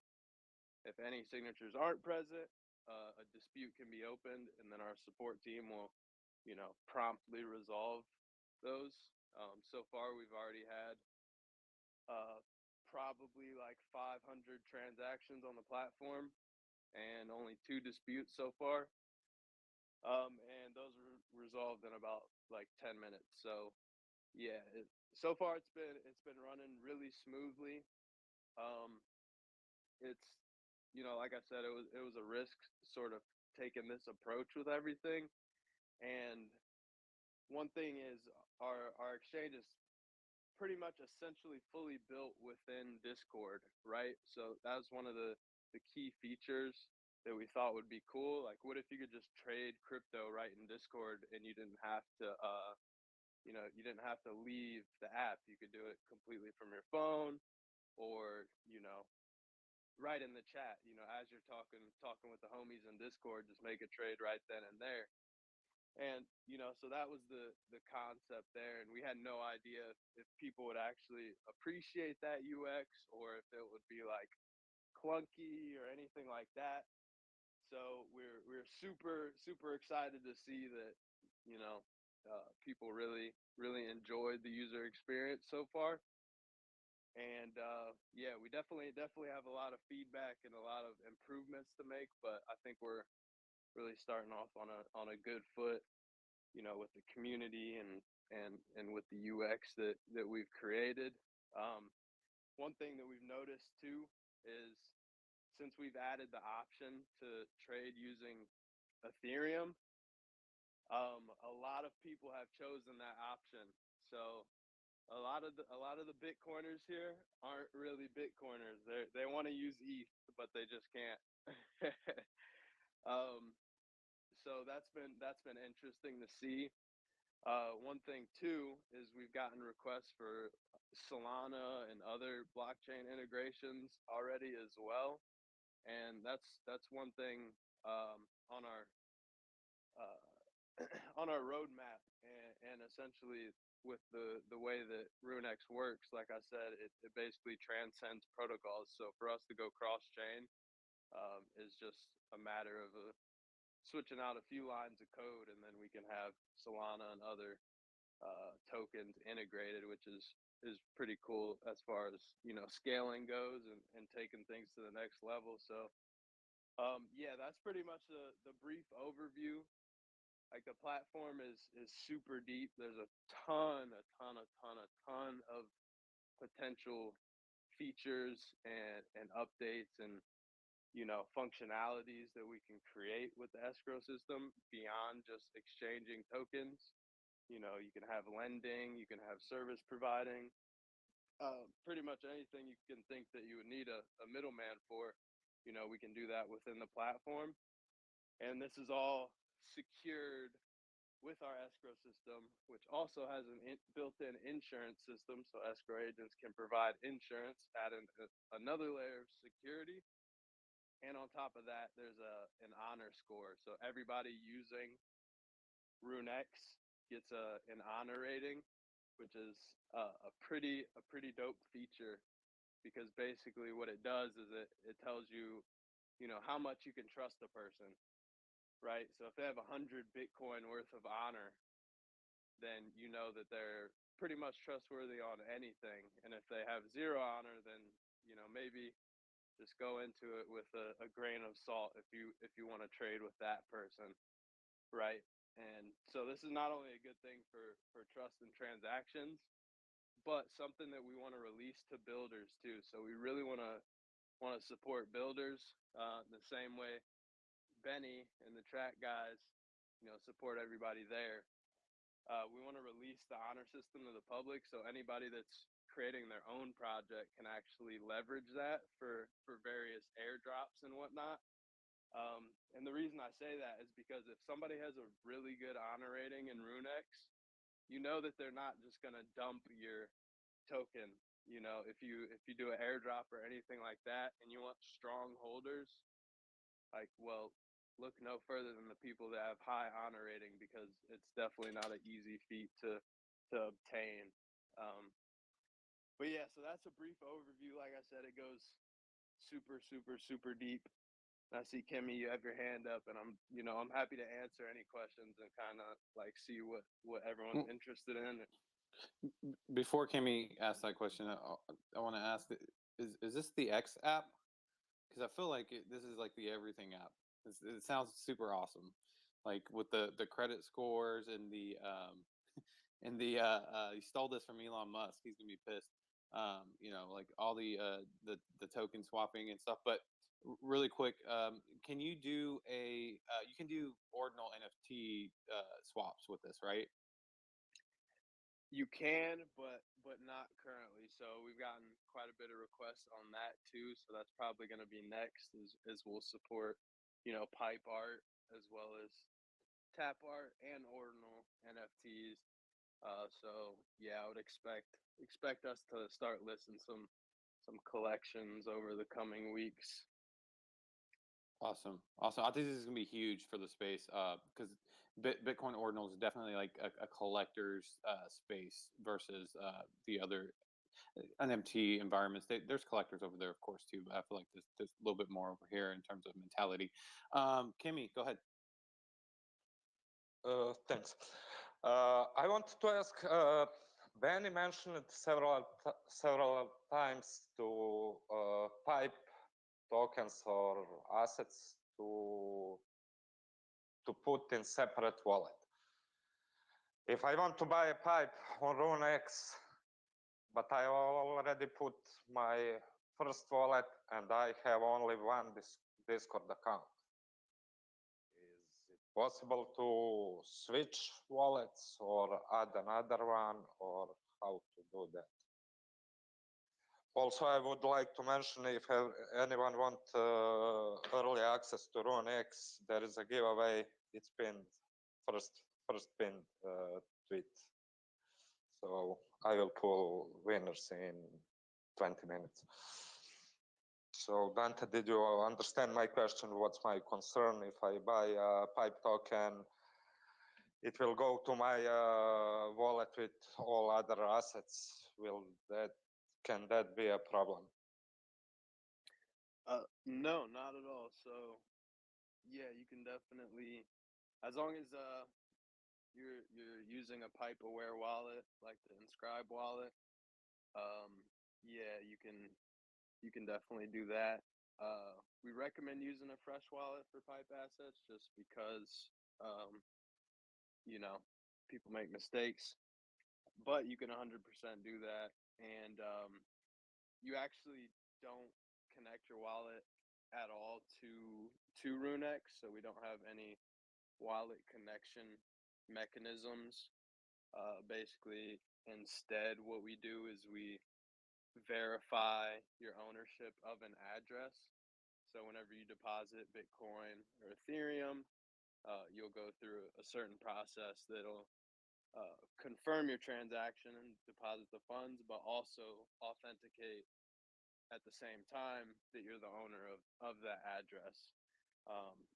And so whenever somebody does a transaction, let's say for pipe tokens, when that transaction happens, you'll be able to input your pipe wallet at that moment. So if you wanted to use a different pipe wallet for every single transaction, I don't know why you'd want to do that, but you can do that if you wanted to.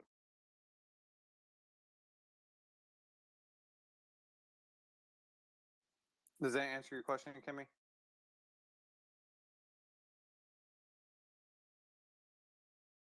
I think he's mind blown.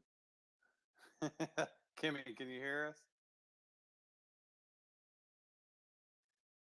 All right. Well, it looks like Kimmy is dealing with some technical issues here. But yeah. Does anybody else have any questions for Dante and RuneX? I'm excited about this. Excuse me. Hello. Yep. Go ahead. Yeah. I just like to speak regarding the ETH, what they said. I mean, some people talking about the Ethereum system. They're not. Go ahead. Go ahead. Yeah.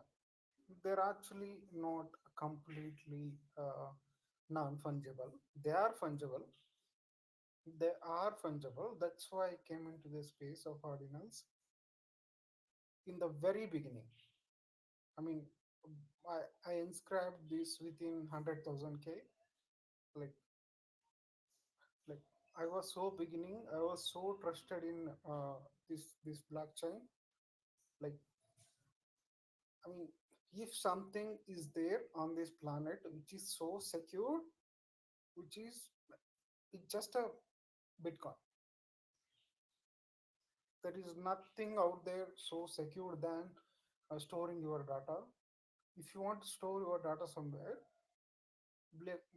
Bitcoin blockchain is something. I decided this in the day I got to know about Bitcoin. I mean, Bitcoin NFTs, which was very new, and someone using Ethereum or Solo, something, whatever the shit is that, I don't care. But when I got to know about this, like, this is the real shit. Gotcha. So are you just trying to make a statement that Bitcoin is king of all? It's an ultimate. It's an ultimate. Gotcha. Awesome. I think most 99.8956789 agree Uh, with you. That's in this space. this is, I mean, um, I know when it stopped, the inscribing is stopped at 135 or 134K. It was around 135, or I can't remember the exact number. It was stopped, almost stopped. People are talking about like Bitcoin inscriptions are dead, Bitcoin NFTs are dead. No, if something is there, it's there. If it is real, it's real. Gotcha. This is real non-fungible tokens out there on Yeah. this planet. No, no, Not no. Ethereum, not Solana. Like, that's it. Gotcha. Yeah, I mean, I think that's a great point, and a lot of us definitely push that because it's what makes sense, right? And so, appreciate your input there. One off one. Want to kind of see what's going on here with Rune X Tech. Gonna finish this off. I think we're waiting still for Trevor to pop in here in the next 5 to 10 minutes. But any questions for Dante about Rune X before we move on?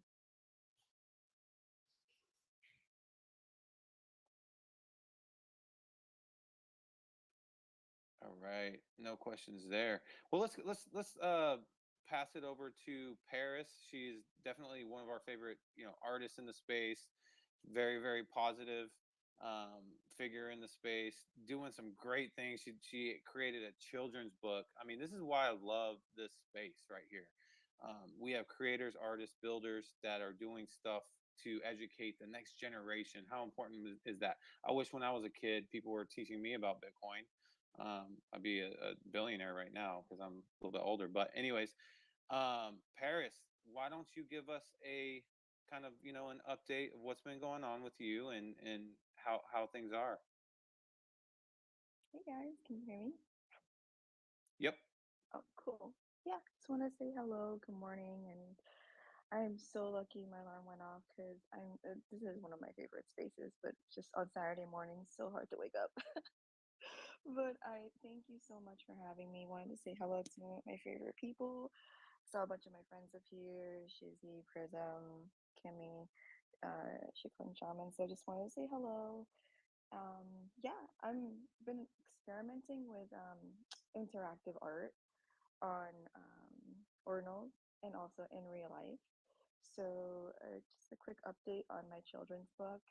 I postponed it. Originally, it was supposed to be released this month because I wanted it to be available for the holiday season for everyone, but I postponed it until February, which is um, February 24th, where I first inscribed Julio of this year. So next year, February 24th, the book will be released.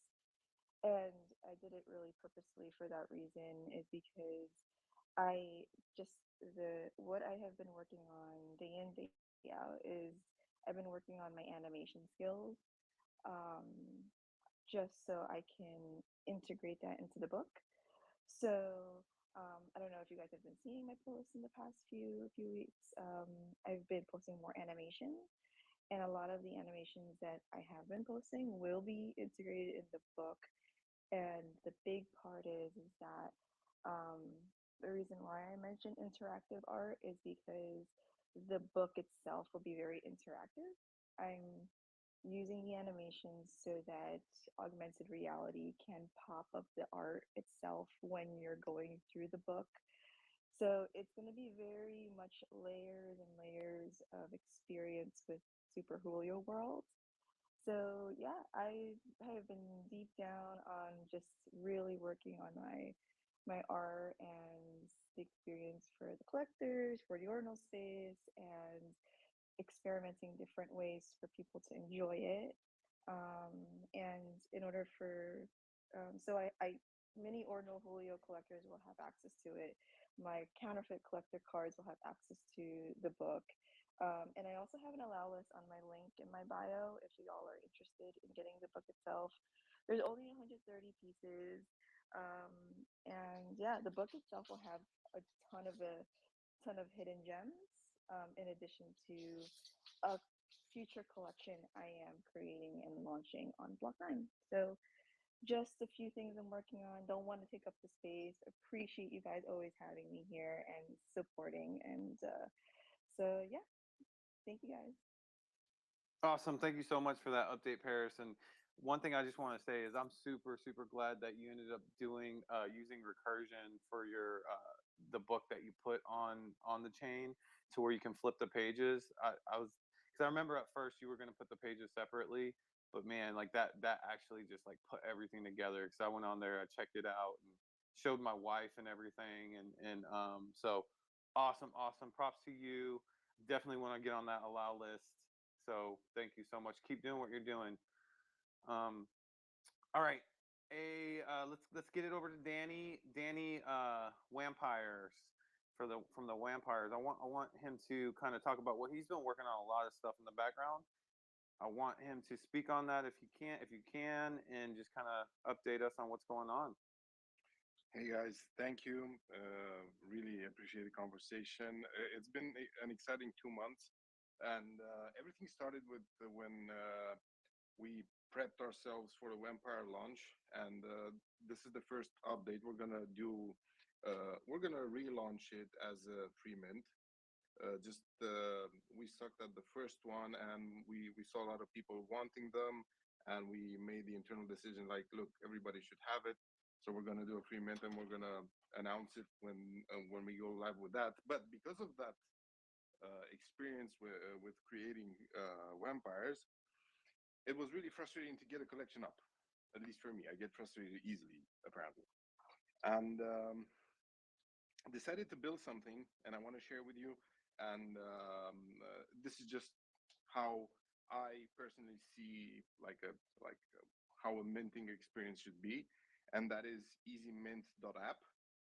It's something that I shared with a few of the guys here, and you've given me valuable feedback. And it is basically an app where you can mint Bitcoin assets. Next is Runes, sorry, not Runes, Pipe. It's been requested quite a lot, so working on that as well. And there are a few things that I can say they're particular. First of all, 90% of what's going on is happening directly in the browser, so it's as safe as it can be. I've seen some um, reluctance in people connecting wallets, but that does not do anything in terms of security, because your private key does not get exposed to anything, except when you're signing stuff that you don't look at. Right now, the version that is up is live on testnet. So if you go on easymint.app and want to test it out, you have to put your wallet in testnet mode and have a few fake Bitcoins and just try it out. The main thing that I wanted to have was the ability to create recursive inscription collections. with a simple UI and simple steps, so there are no files to be handled. And that was the frustrating part when we created the collection. Like, did we do it right? The order is correct and whatnot. And this is what I've been building. It's been quite some fun. And the other thing that the app does is it has a reward, I would say a referral system embedded in place. So everybody that wants to send people to inscribe it will make 30% lifetime transparent on chain. So when someone pays for their inscription, you automatically get the referral and it's visible instantly on chain. So this is one feature that I wanted to have done, because everybody wants to get something out of their effort, so it only makes sense. And these are the things that I've been working on. Would love feedback on it. Just try it out. I do believe this is easymint.app is the best minting experience on the market so far at this point. Of course, I'm biased, I made it, but still, just contradict me and go check it out and come back and say you suck. But you won't. And one other thing, it works well on mobile because we all use your mobile phones. There are 3 integrated wallets right now: Xverse, Unisat, and OKX. Lether is up next, but the type of addresses on Lether are a bit tricky, so we need more tweaking on that side. And on your mobile phone, for instance, if you go on the Xverse app, go on easymint.app and connect your wallet, you can mint stuff directly from your phone. Like, I don't know, it doesn't matter. And in the next following weeks, I'll add more support depending on the demand and the feedback that I get with I don't know, tokens that people want to have or protocols. The purpose is to be a very evident tool, like the name freaking says, easy mint. It's like, I want it to be as obvious as possible. And yeah, pretty much this is it. Thank you guys for allowing me to shill my newest creation.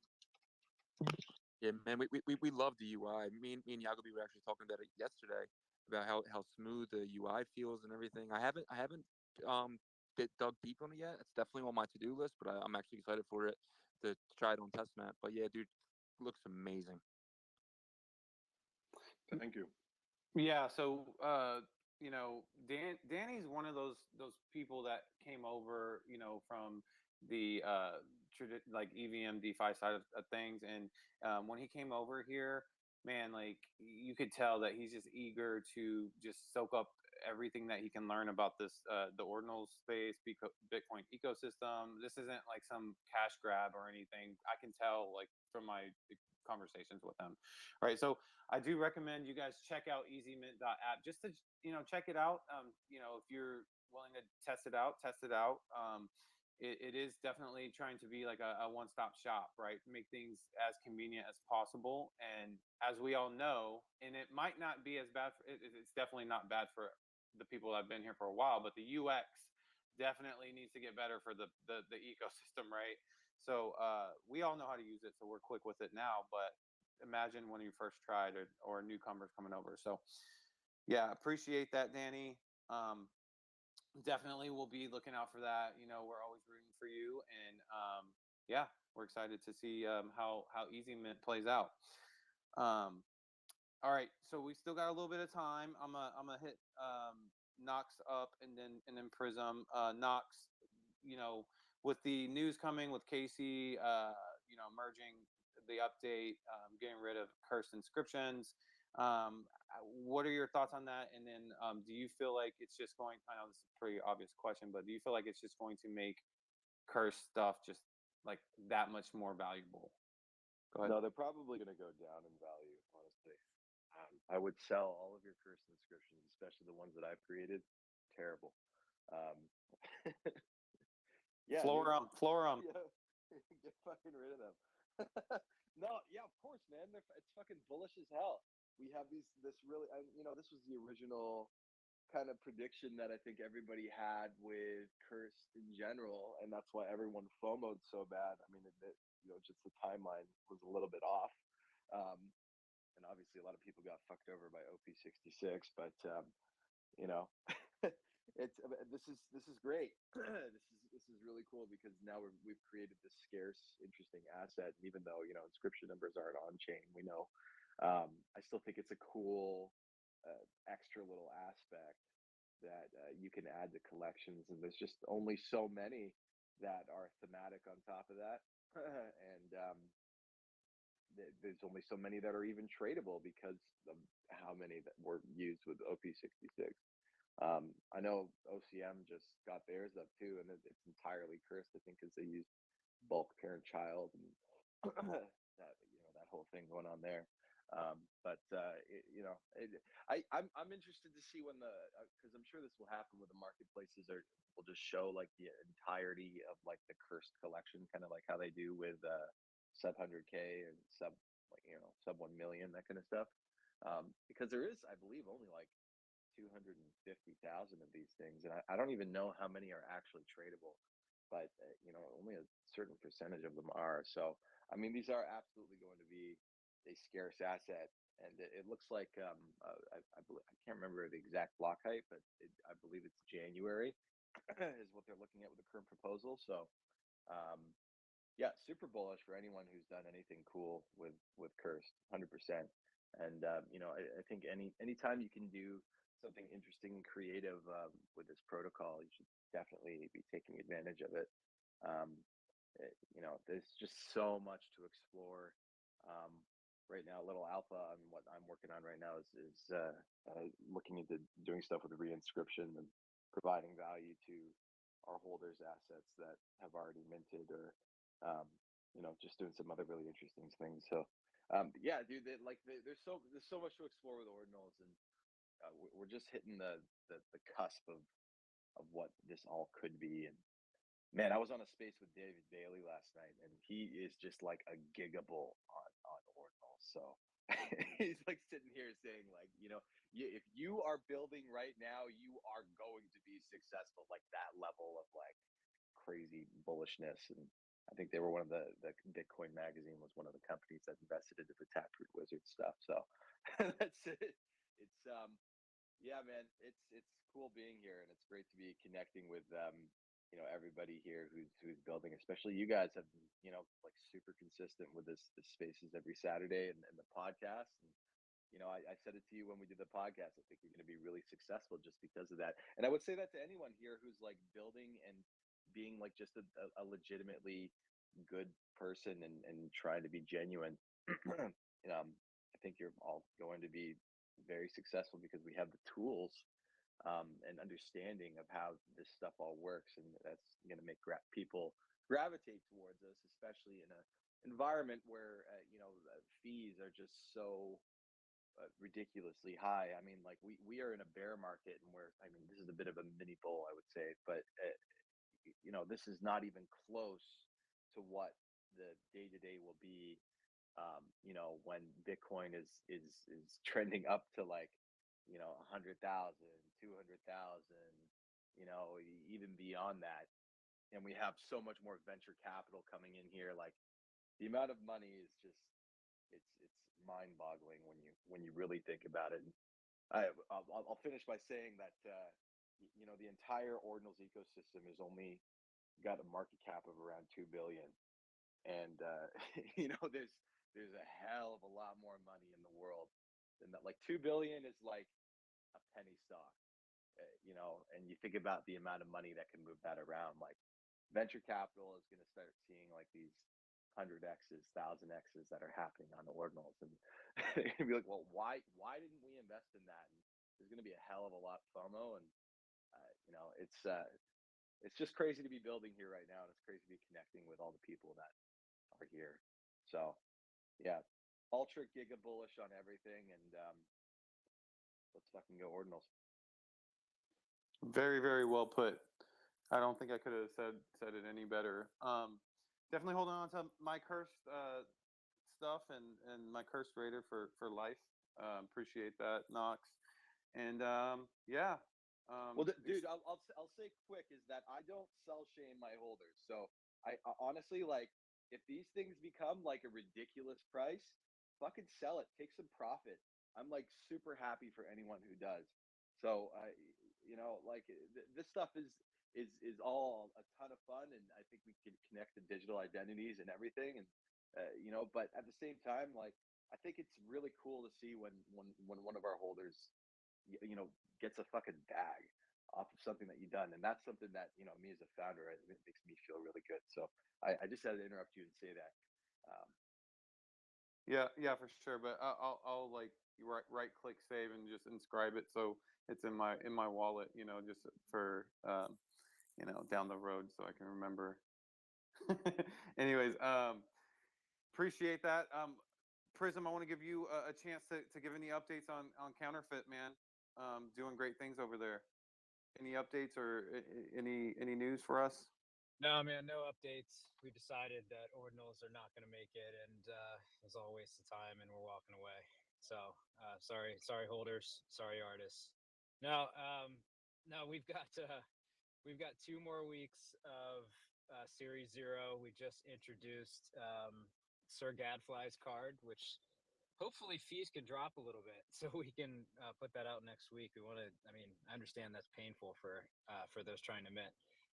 But then we got one after that, and we're already starting to prep for what's after that. We'll be at Art Basel in a few weeks, so if anyone's down there, please hit us up. My DMs are an absolute mess, but I will get to it when I can. If you want to DM me that you'll be down there. But back to the curse conversation. This is something that we did with early on, back when this first bull run kind of died down, and then it was like, well, are ordinals actually gonna we never thought that, but like the large portion of the market thought like, well, is it actually just a little not what we thought? We had a few cards early on that didn't mint all the way out, and so we actually cursed the rest of the supply, and one of those is Paris's. So Paris has a cursed card in our collection too, and yeah, I'm really bullish on those cursed cards. We had this big burn, and we burnt 136 cards that were minted over supply in order to get cursed cards. And it was open for like a week and a half or 2 weeks, and I just told everyone, I'm like, hey, if you guys don't want to do these, we will gladly burn cards from the treasury and take these ourselves. And it sat open for about 2 weeks, and we ended up holding on to about I don't know, like 16 of those or 20 of those. But there's a large portion of those out there, and I'm super bullish on the Jubilee. I think this is going to be awesome, locking it in at a certain number. And with the fees where they are right now, it's tough to even think about like getting one in before then, right? So hopefully we drop a little bit so we can art again.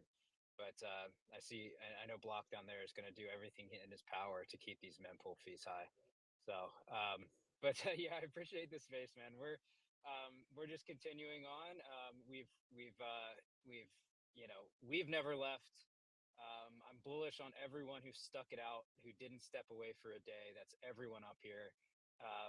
Almost everyone that joined the stage today has been here through the worst of times, and I'm super fucking bullish on everyone. So keep doing what you're doing. Don't listen to what people have to say, and stick to your convictions, and you will be fine. But I appreciate the space, guys. Yeah, man. Awesome words from Prism there. That is one point I want to just really hit the nail on the head with is, you hear people say, think about the people that stuck through the good, bad, and everything, the good, bad, and the ugly times, and even when the good times, they're still here. Everyone, they're just here the whole time, right? And I think that's such a big point, and it just shows passion, I think, more than anything, right? So like you want to be involved with projects that have leaders that have passion for their community, passion for what they're building. obviously, if it's not making sense, then they just need to be really transparent, right, with their community. Hey, look, something's going on here. It doesn't We're going to pivot, but like the community part is so important, or the communication part to the community is so important with that. So, I love the way that the ordinal space is starting to form. There's like a almost like a silent social credit, which people are recognizing other people. And I noticed this like in the sports card collectible industry, which my family comes from. Like, when I go to a show with my brother, man, they know each other, and first thing they do is they go say, where do you guys want to eat at, and then they know, hey, look, this guy's kind of shady, he's new, or he's been around, he's stiff to people. And I feel like that's where ordinals is coming to, and that's how it should be, in my opinion, right? Because we don't want like some huge like regulation type of entity regulating us, but if we can clean each other up, that would be the best option. Go ahead, Prism. Yeah, just to hit on that, man. If you've for everyone who's kind of stuck around here, you've noticed that this ecosystem is largely being built out by those on the ground floor. Those at the top might be the loudest, but if you actually tune in to the day to day and what's actually happening in the ecosystem and how things actually start out, it's all starting with the people. And I think this is what we need to advance the crypto space in general. Is we need to stop looking at looking for deities, right? Looking for those who tell us what to like and what to follow and what to do, and actually diving in with people that are heads down and doing cool shit and willing things into existence, and actually following things that you're actually interested in, that are cool, and they have a good community or culture behind them. And so I just want to point that out every chance I get. Is those that Troy put this way, and I thought it was such a great way to put this. But Troy said there's a major league and a minor league. You don't have to follow those in the major league. You don't have to be in the major league to make a difference. Everything that's happening and being stood up is happening in the minor leagues. And I love how we've all sort of banded together to build out the ecosystem, and even like the tools that were mentioned here on the stage, and the protocols being built. These are all happening from lesser known individuals in the community. So that makes me really fucking bullish on how this is going to play out. Yeah, man, I agree 100% on that.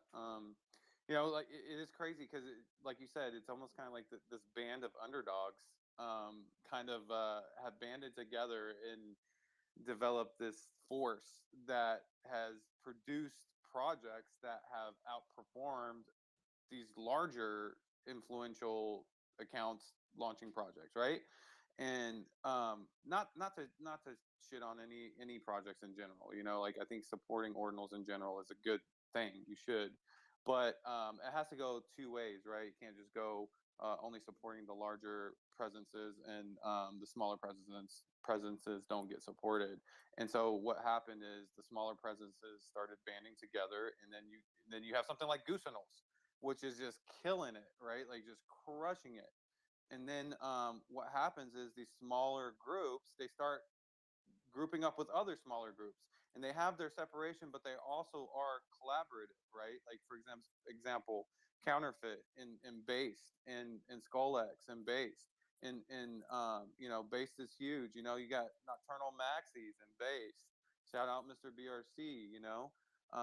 And so it's a beautiful thing to see that, because so much of that end result comes from passion, right? And propping each other up and supporting each other. So love to see it, want to see more of that, hope that never goes away here, because that is the biggest attribute, in my opinion, for the ordinal space.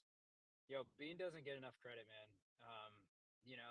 He's just had this behind the scenes group, here since February.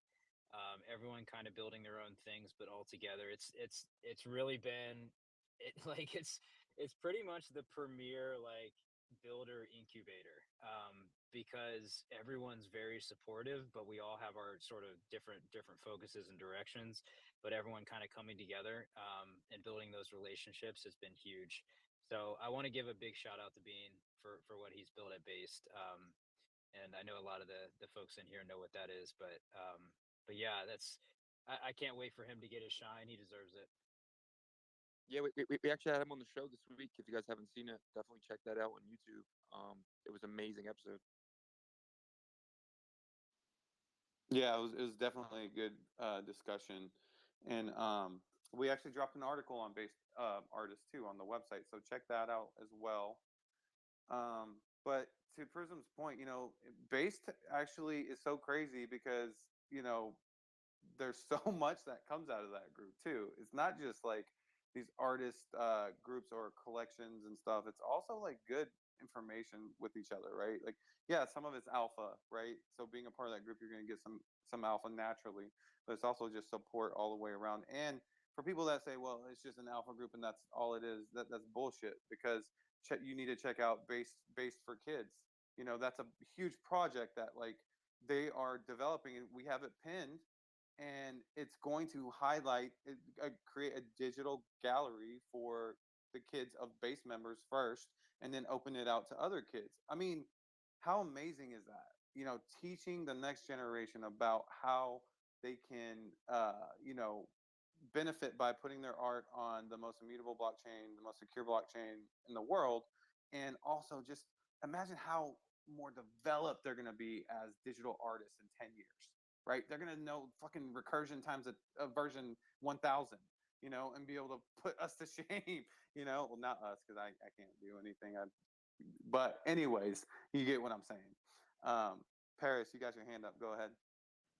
Hey, I just wanted to add on to what Prism was saying. I'm um, a big fan of Bean. Early on, he's just an amazing human being and one of the hardest workers in this space. He's consistently here, creating spaces, supporting when he can. He's always putting um, the community first before himself, and he's an amazing artist as well. So I'm lucky enough to be part of the community, but also be a really like a close friend. And I just wanted to just give him his flowers as well as to like him putting in day after day, like just being there for the community and his support, but just in genuinely an amazing human being. Agreed. 100%. Again, and it's also, that's Paris speaking, another artist that's just like, testimonial towards the base group and Bean as well. But yeah, so I'm not sure if we're getting stood up on our date here, but it might seem like that. We'll see here. We'll give them a couple more minutes. And see if To decides to show up. But yeah, we'll wait for that. In the meantime, let's. Oh yeah, On God, what's up? I called you, or you asked to be on stage. On God is doing Ordinal All Stars. It's a new collection. Go ahead, On God. Let's go ahead and talk about that and tell everybody what you got going. Hey, good morning, everybody. I don't spend a lot of time on these spaces. I'm not very good at talking on this like type of a stage, I guess. But anyway, yeah, I've been trying to do some art this last year, kind of getting into the ordinal stuff early, and trying to be active in like on X, I guess if that's what we call it now. But I feel like with this whole speaking thing, it's kind of like that level in Mario where you're trying to play the level and you can't beat it. You're doing great, man. You're doing great. But yeah, so with inscription prices being so high right now, I mean, I got a lot of rare sats and a lot of art I'm trying to put out, but financially it's like impossible, and I'm kind of thinking, if we keep on going this direction on up, I don't know if maybe the fees will keep getting higher, maybe recursion is the future, I don't know. But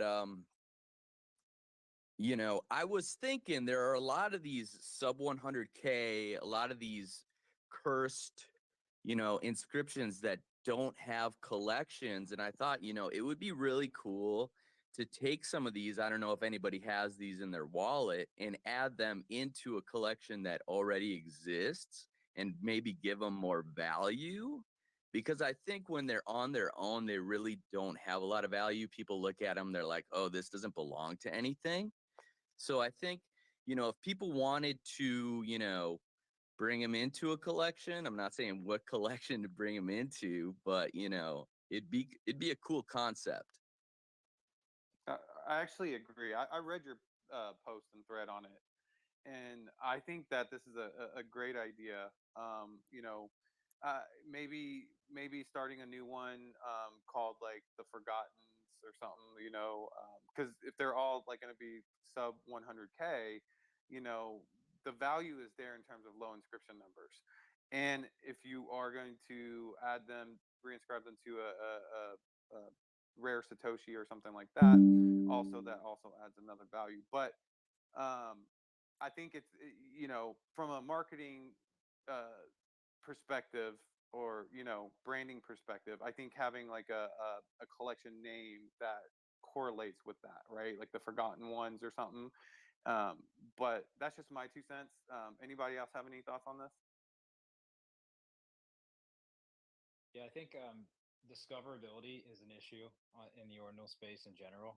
Even with collections that are put together properly, we tend to only have eyes on what's the most popular thing, and so I think any way that we can improve that is a good thing. I kind of like the Forgotten Ones, the leftovers, whatever you want to call it. I think that's pretty cool. But yeah, I look forward to not only like I think this is a great idea, but I also look forward to marketplaces working hard on discoverability as well. Yeah, I just requested to speak so I could say the loners, maybe as a brand, the loners, right? If they're all left alone, they're about themselves. Yeah, I think that's a good name as well. So, on God, I know that you're also including some of these into your collection, the Ordinal All Stars. So I don't know how you're going to go about that because I think that's okay too. I really like what you did with that collection in terms of reaching out to the community and dropping the template and then adding the person's favorite inscription to it, as well as the set block 7/8 sat. So I definitely think like you're thinking outside the box, and I would recommend just continue taking that mindset. So yeah, that's just my 2 cents on it. Thanks, man. Yeah, I'm trying to hit all the angles, I'm just trying to do, probably just like everything and see what sticks actually. So, but yeah, I'm just going to keep building. I'm just going to keep, throwing pitches, and I'm going to just stick around, So, yeah, thanks for having me up here. Nice talking with you guys. Yeah, man. Yep. Looking forward to what you got building. All right. So Kimmy, any word or anything?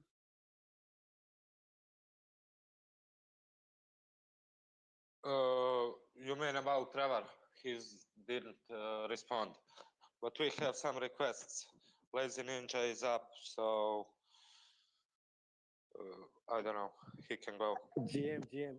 I just quickly wanted to add to what On God Stats was saying about collections not being forgotten or not listed. Because actually there's some way back in the day, right? I used to go down the timelines of just looking from like 1 to 10,000 and 10,000 to 100K, and I saw some really decent collections in there, but they don't have no names or no collections. So to some, yeah, you're right. That actually might deter someone from saying that I don't want to buy this because it's not part of a collection. So around April, May, what I did was I probably named maybe 10 sub 100K collections that the owners did not put them in a collection or even name them. So I did probably like 10 projects like that. A lot of them you probably seen is sub 100K. So that makes sense now that we have 40 M's and maybe 1 M JPEGs. If somebody else wants to carry that task of doing maybe 100K collections or 200K collections without a name and just grouping them together and like just doing it for the culture. So that's a good point because I know you're absolutely right. Like most people don't like you might see a dope at like maybe 67K, but it's just one that has no collection, and you're gonna go, man, well that this is not a very this is not going to be a very good value in the future. So yeah, you're right. I just quickly wanted to point that out. And sir, thank you for having me again, Yagobi. Yeah, for sure, man. OG in the space and good call on row up. By the way, man, it jumped up like 100 and like no 200% from yesterday to today. So you've been on point with your BRC20 calls the past couple days. Um, Dogfather, what's up? Yeah, just a quick remark from my side as well with these lost, collections or lunars or however you want to call them. I was just digging today in some best in slot data by coincidence, and there are like 2,000 collections on there, and I mean most of half of them with like zero volume. So I don't think that this is really like a problem of having a collection or not, but whether someone is taking care of the collection that exists. And many of them are relatively small. The community is too small, or the artist is like overheard. I think it's very hard, to really become visible. So it's a lot of work. So even if you have a 100, a collection out of 100 ordinals or 200, like many of the smaller ones, it's very hard to become visible. So I think the first part is the simple one, to put some together in some collection. And then the next complication is if they are not like homogeneous, but very different things, then you don't have like a joint narrative. So I think, from my point of view, I think it's very hard, and you need to push a lot to become visible and everything. And if you don't own them, I mean, do you have an incentive? So I think this will be really hard. Yeah, so great point, because that was one of the first things I thought about was, if I were to do this, I would want to get, some of these unclaimed in terms of collections pieces that are sub 100K, that not necessarily that similar, but because you're not going to be able to find that if they're different, but some sort of similarity in them, right? Just a little bit even. I think that could be okay. Secondly, if you're not going to buy them, then you would have to instruct the people that are going to buy them to send that, to be able to inscribe them on, like, if you're going to do like Satoshi and add them to a collection, right? So I think, yeah, there's definitely some hurdles there. But I do love the idea, because I'll tell you, man, like there's been times before I looked in the sub 100K category on Magic Eden, and I'm like, man, that's so cheap, for like 40,000 inscription number. But I didn't want to buy it because I was like, this is nothing to nobody. There's no collection to it. There's not, this is nothing to anybody. But like if you added the collection name or added it to a collection, that does make a difference in my opinion, from a brandability type of situation. But that's just my 2 cents.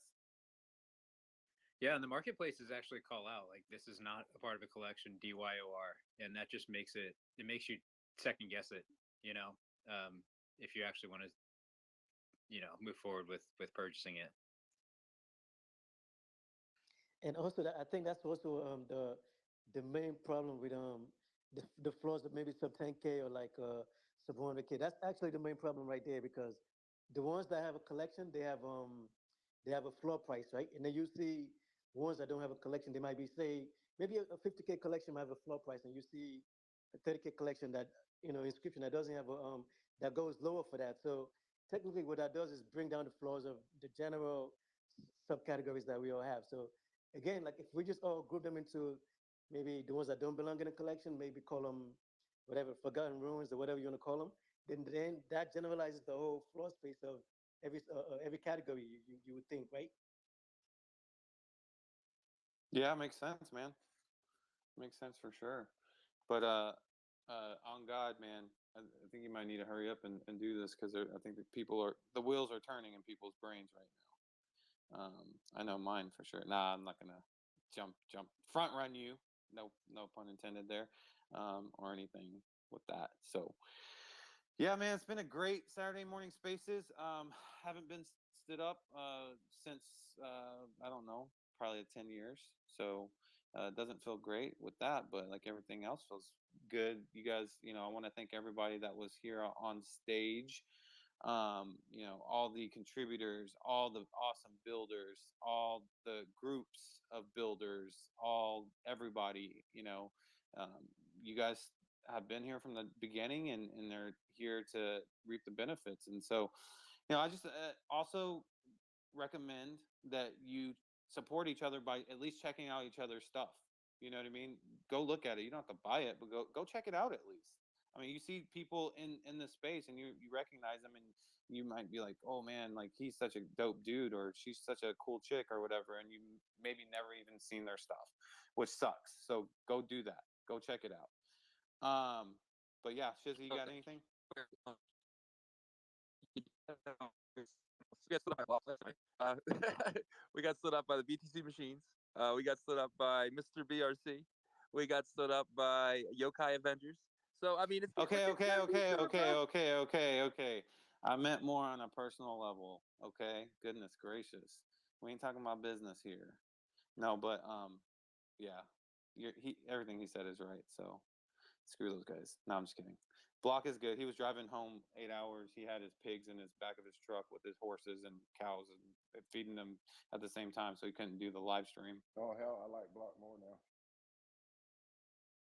Yo, the funniest thing is, man, this just goes to show you that consistency and just being, just going through the grind would get you success. Because I remember when Kimmy Kimmy, Yagobi, and Shizi like literally first started out. I think it was in the summertime when the space literally probably had maybe less than 10. And like I probably was one of the first guest speakers on the show, but like I would listen maybe incognito every Sunday. I mean every Saturday morning. Sometimes they would even wake me up in the morning, wake up lazy, like listen, but just to actually watch, like this guy's actually like grow and like this. I'm looking at the spaces. At one point, he had 166 listeners. That's like ordinal shows numbers. Like all these other influencers numbers. So just think also too. If these guys could do it, Kimmy, Yagobi, and Shizi, just imagine founders who, like when there was a bear market, just keep the grind and just keep doing it, even if no one's watching, like eventually it'll pay off. So, man, shout out to you guys, man. Like, I mean, literally, I mean, I saw a post of Yagobi saying 3K. I don't know. I mean, I put up a post that said 2K, like maybe 2 days. The next time I'm seeing him, like maybe less than 48 hours, 3K. Like, these guys, man, you guys have become pillar stones in the space. GG, man. It's also authenticity, guys. Y'all come across so authentic and real. You could just like our friends that are next door. Um, the authenticity goes a long way. For me, that's what attracts me to watch you guys over and over. For sure. And the alpha, of course. But authenticity is huge. Man, we appreciate those kind words, man. It means so much to us. And Lazy, when you said the founders and stuff being consistent and stuff like that, that is what is in here right now. It is the founders that were consistent every day, because we were interviewing them throughout this whole time, right? So it's like, we had Prism on, we had Dogfather on, we had you on, we had Eric on, we had Benny, of course, Block. I could go through this, Mr. BRC, Paris, Toshio. We've had so many people in here. That's why we feel so confident when we host these spaces, because we know that we're in the same space as like-minded people. And man, if you're new and you're in this space right now, I hate to toot our own horns for all the people I just named, but you're in good company. I'll just say that. Shizzy, you wanna any final words? Yeah, let's throw it to Kimmy first for his final words, and then I'll finish it out, and then we'll end this thing. Yeah, another great space. I really love to listen to those builders and stuff. Many amazing things going on here in Ordinals, and I'm bullish as always. I don't know. I was keeping notes who is here in the bear market, so I know what what what assets and what projects will I follow and keep an eye on for the next, I don't know, 2 years and more, hopefully. So I have one more thing to say. There is another project I will join that team. It's Ordinal Santa. So that's Alpha 2, especially for those who love tap and pipe protocol because it will be related to that. So give a follow and you will see something soon. Thanks to all speakers and listeners, and see you next Saturday. Yeah, man. That's what Kimmy said. Thank you all for listening, watching. We're a YouTube channel. We're a podcast where we do these spaces, but we also have a website. You guys can check that out for us, ordinalrevolution.com. We are putting out articles a couple of times a week. Really good stuff. Please be checking that out. And we definitely want to be the place where you guys go and find these articles and stuff like that. We want to be. That's something that we really strive to being. So if you guys can check those out for us, that'd be amazing. So we have some news as well. We usually it's been 3 weeks in a row we're dropping news, but Ordinal Revolution has become an LLC. We are officially a company.